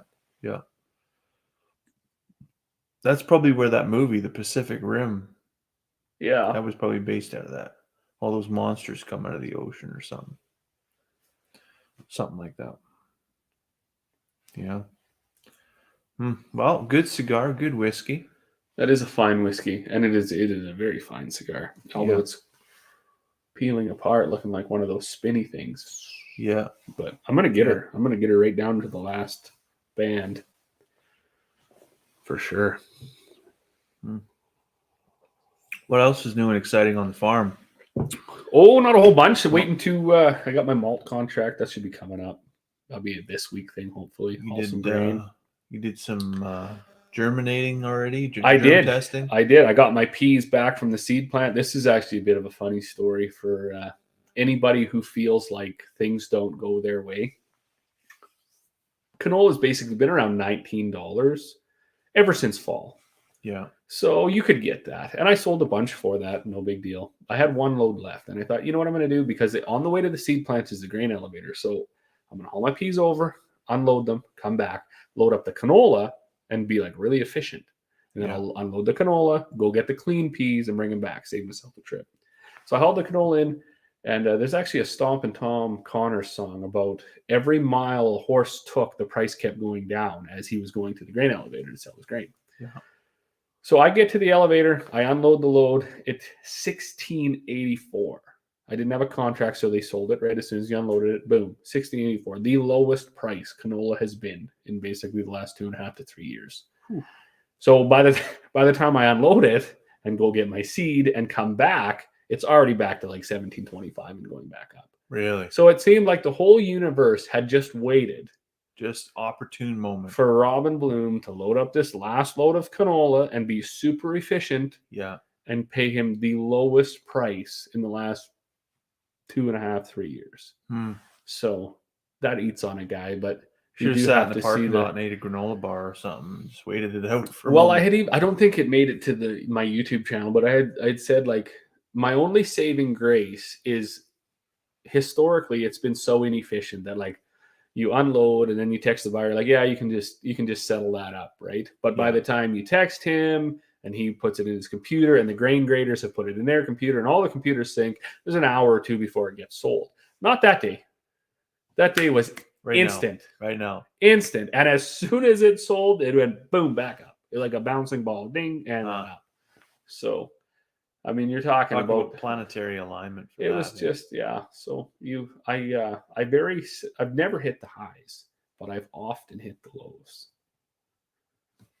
Fortunately, the lows are still historically highs. Yeah. I mean, we used to get $8 for a canola. Sure. So you still can't be too. It's just more of a why.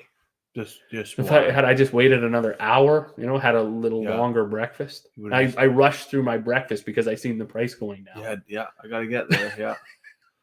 Oh, she's going in the toilet. So, anyways, should have had a second cup of coffee with your toast. Yeah, if you've ever thought, oh, I didn't get the most price per pound or whatever, you are not alone. Change the subject. Saskatoon pies. You had a video where you made homemade Saskatoon pies and you showed the whole process, but one piece I didn't quite get. So you've carved what appears to be maple leaves out of the pie crust. Is there a stencil or is that freehand? No, there was definitely a stencil. There's a stencil involved in that? On the one side, it's apples. On the other side, it's maple leaves. Okay. So she's a cookie cutter. That was the coolest shit ever. I seen like a knife going through. That was Mother. I wasn't sure if that was just. That was Mother. Clean cutting, the finishing ends or whatever. Weeding, I think, is what that's called. My mother is a phenomenal cook and baker. Absolutely. She actually used to be a cake decorator. Really? She, the last big cake she did was for our wedding. And she handmade 400 purple roses and put it on that cake. Wow. It was like a masterpiece. It was friggin' amazing.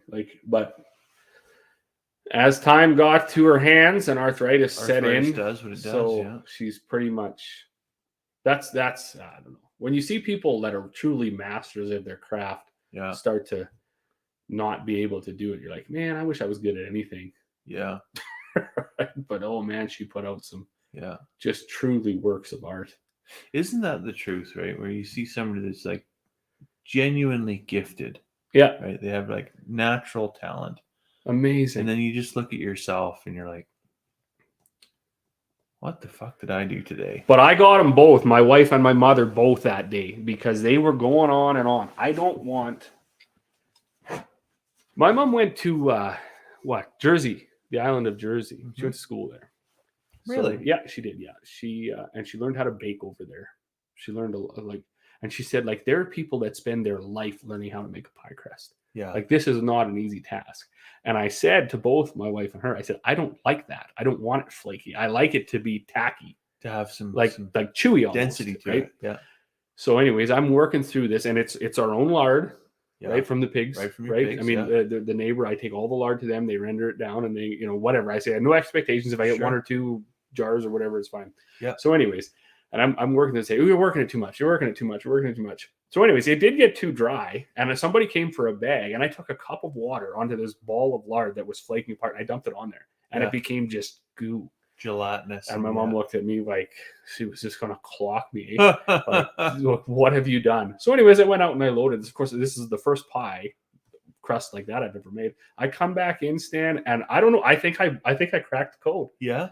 Because I ran that out. We made those 5 pies, and my old man, he was just like, that is top shelf. Of course, he likes that pie crust like I do too as well. Yeah. But, so that's what you got to do. That's the trick: is overwork it.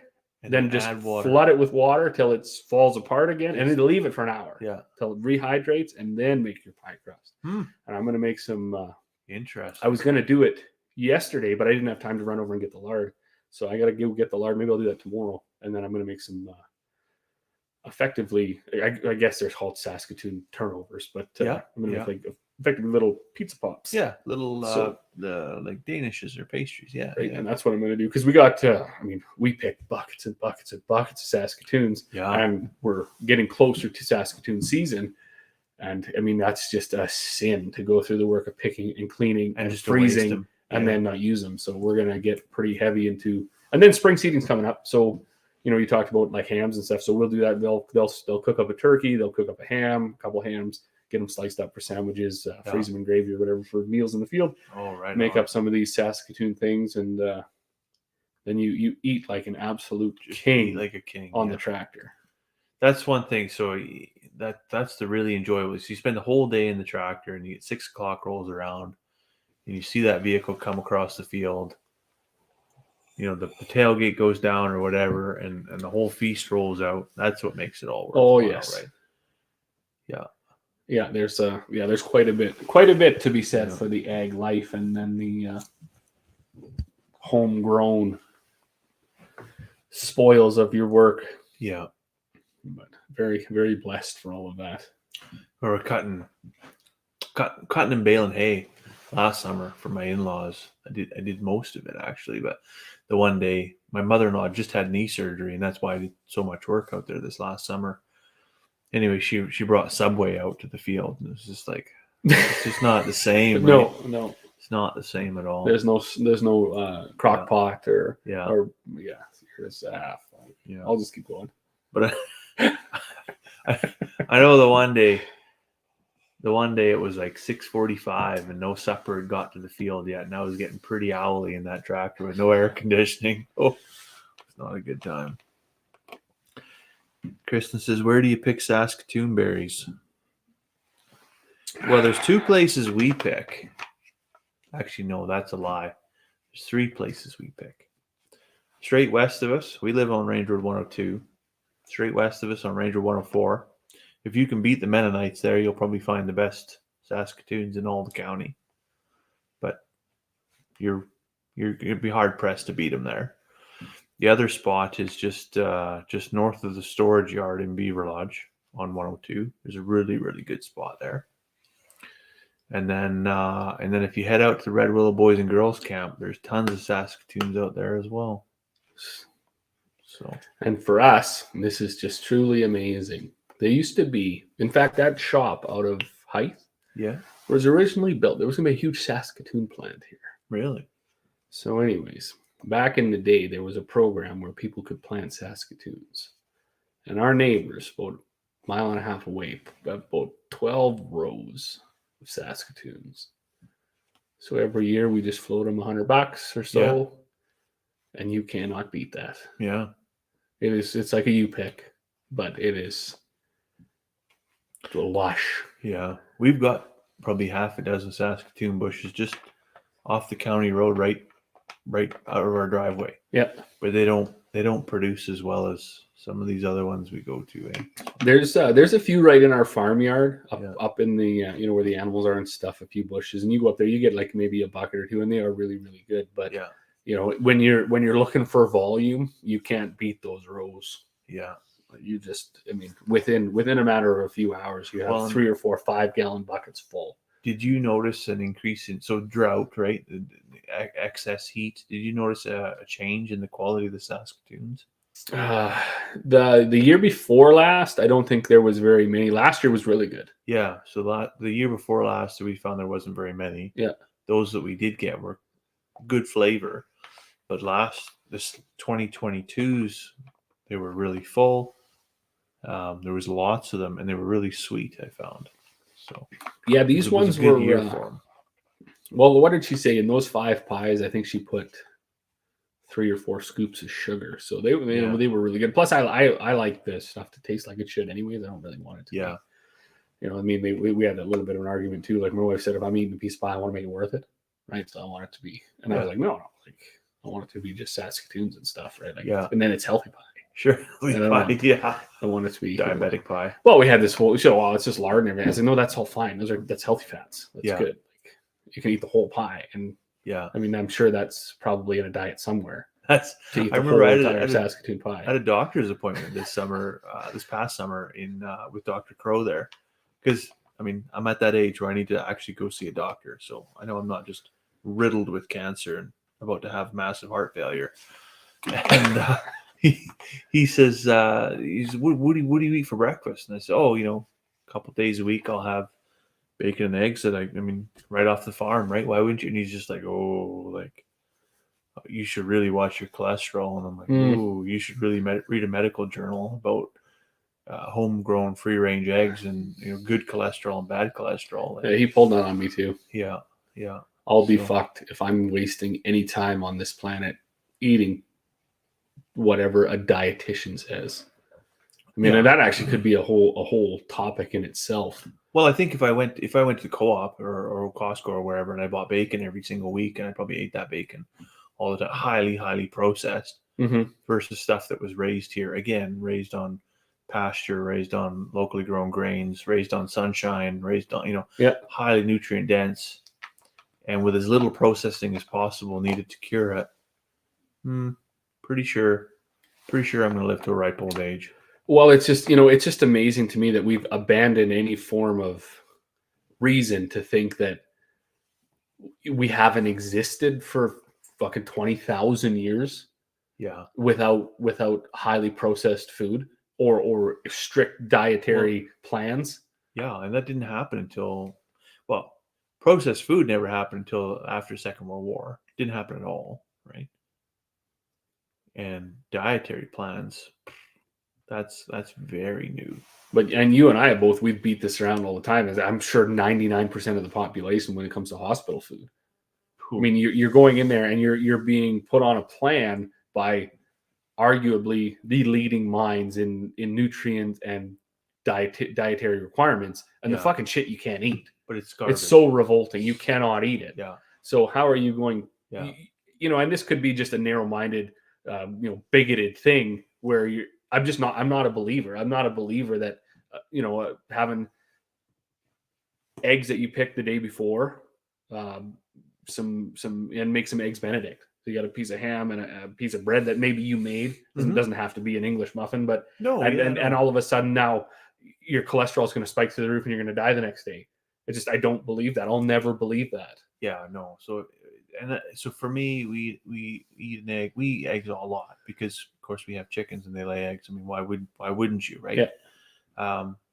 But tons of vitamin D, tons of healthy fats, tons of omega-3 fatty acids.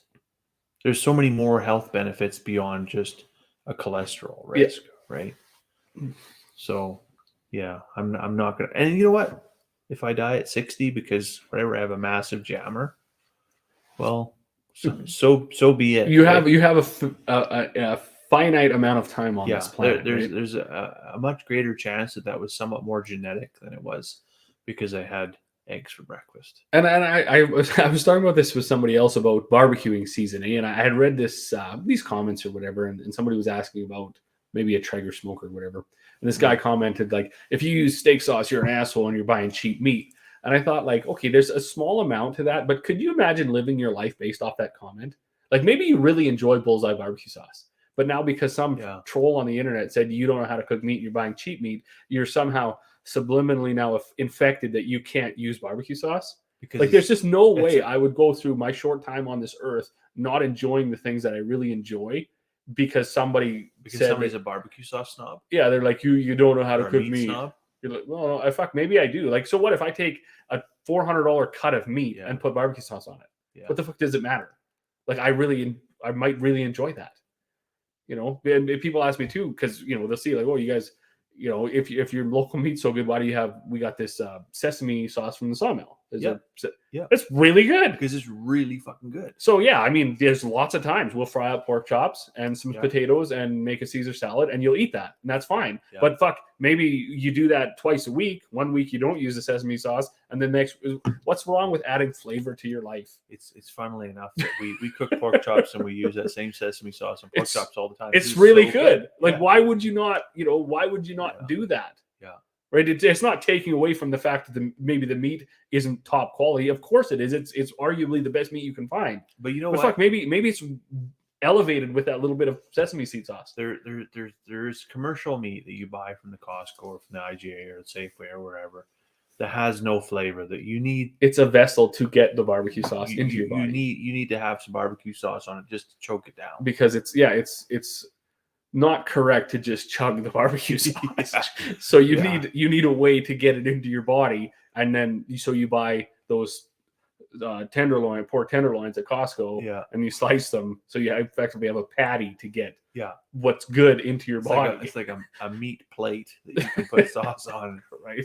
That's exactly it. That's exactly it. But at least with the homegrown meat, like it does have flavor, and the sauce or the spice or the seasoning or whatever just accentuates the existing flavor. Right? It does, and it changes it up too, because you can eat arguably the best meat day in and day out, and all of a sudden become bored with it. But if you did eat it every day with nothing on it, it would become. Right, and that's why you see you have to do different stuff. Groups of people and areas of the globe that idolize different fruits and vegetables and foods, and we think lobster, for instance. You talk to somebody from the East Coast, they don't even eat them. No, they fish them and they're revolting. Yeah, but yet we'll pay $45 a pound to get one. Money for them, and then here, one for me was beef. I mean, you could take it or leave it, right? And if you go, we often don't order it because beef is plentiful. Yeah. So the other day, I was looking in the freezer and I'm just like, man, like what? It's one of those like, it's 11 o'clock in the morning. I didn't take anything out for supper. I'm looking in the freezer, something I can throw in the Instant Pot or where I've got a Ninja Foodie as well, right? Like something I can just chuck in there from frozen and somehow make it edible, right? So lamb stew meat. I could make some lamb stew. I don't know. That's pretty vanilla, right? Oh, out comes the curry powder. I make a vindaloo, make some basmati rice, and hey, Bob's your uncle. We got a gourmet meal on our hands, right? So something that you wouldn't have every day. Yep. Yeah. Little flavor never hurt anybody. Definitely not. Kristen says she's never tried. Oh, is this Saskatoon? She's never tried Saskatoon. Has been trying to find somewhere just to get a small pie worth. Well, for a small pie, I don't know. A small pie is like a 9-inch pie, right? So you probably need a 5-gallon pail, or no, sorry, not a 5-gallon pail, an ice cream pail. Yeah, I don't know. We left them whole. Like I made 5 pies that day. Yeah, out of a pot, right? And we put way too much in there. Yeah, well, you don't like mash them up or nothing. No, don't leave them all. Like she, what do we do? So throw them all in frozen, boil them up. Yeah. Then dump the Saskatoons out. Throw some cornstarch in to thicken the sauce. Right, thicken the sauce. Then back in there, mix them all together. Then lay them out like that. Yeah. So yeah, that worked. I mean, you can, but yeah, I definitely, I would.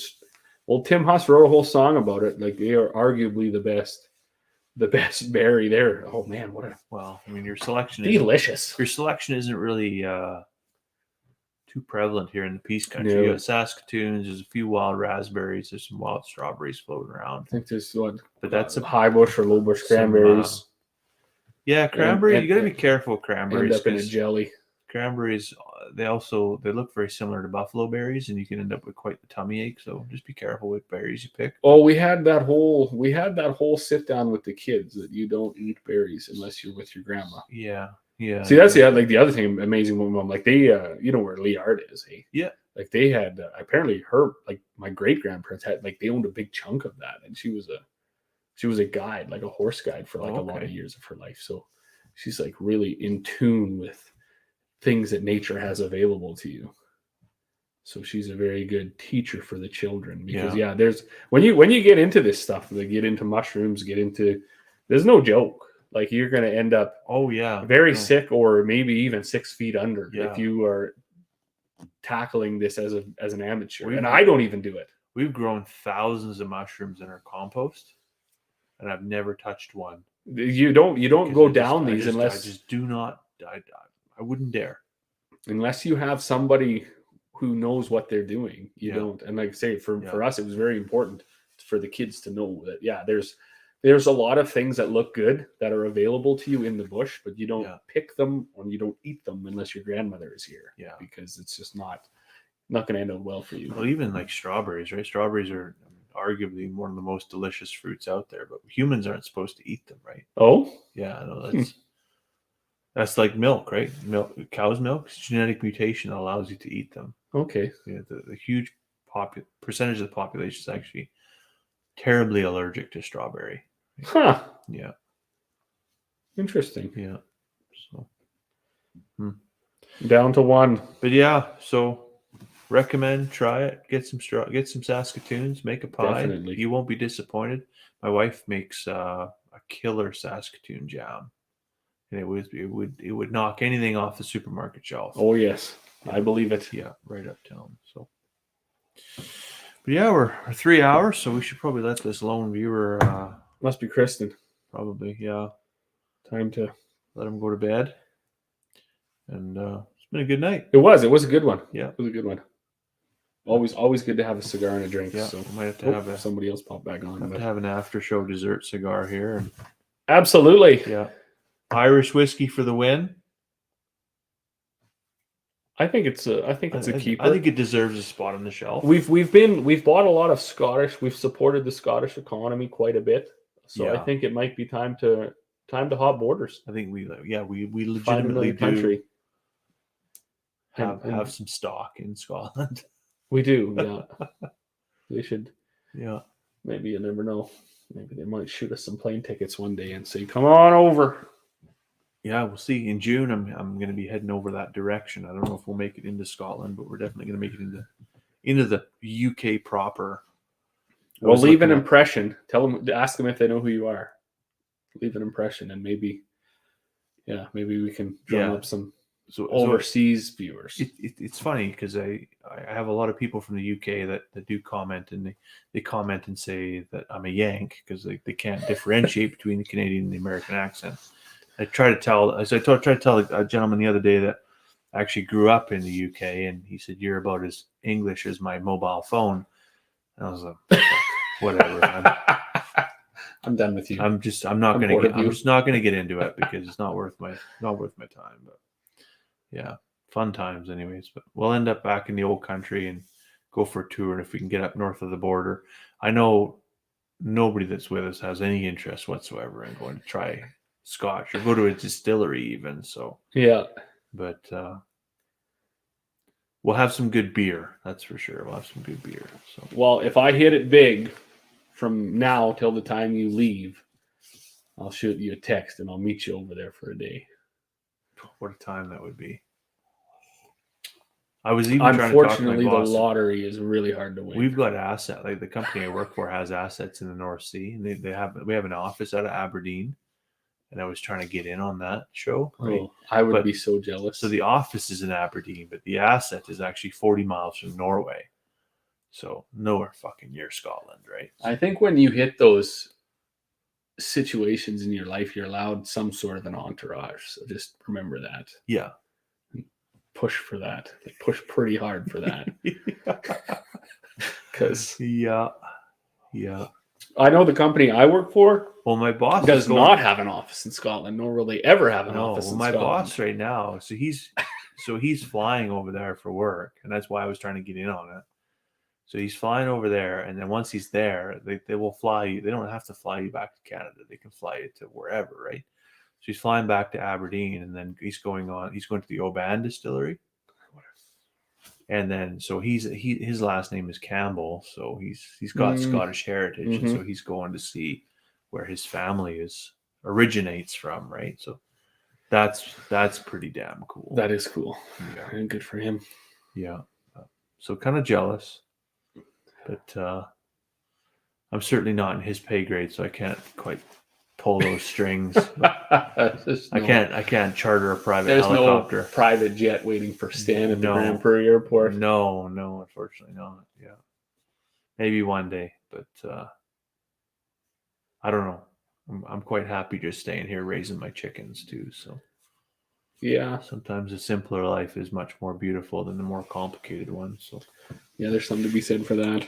Yeah, good deal. Okay, well. Should we call it a wrap? Wrap it up, you bet. All right. Well, have a good night. Thank you for joining us. Absolutely. And we'll see you next time.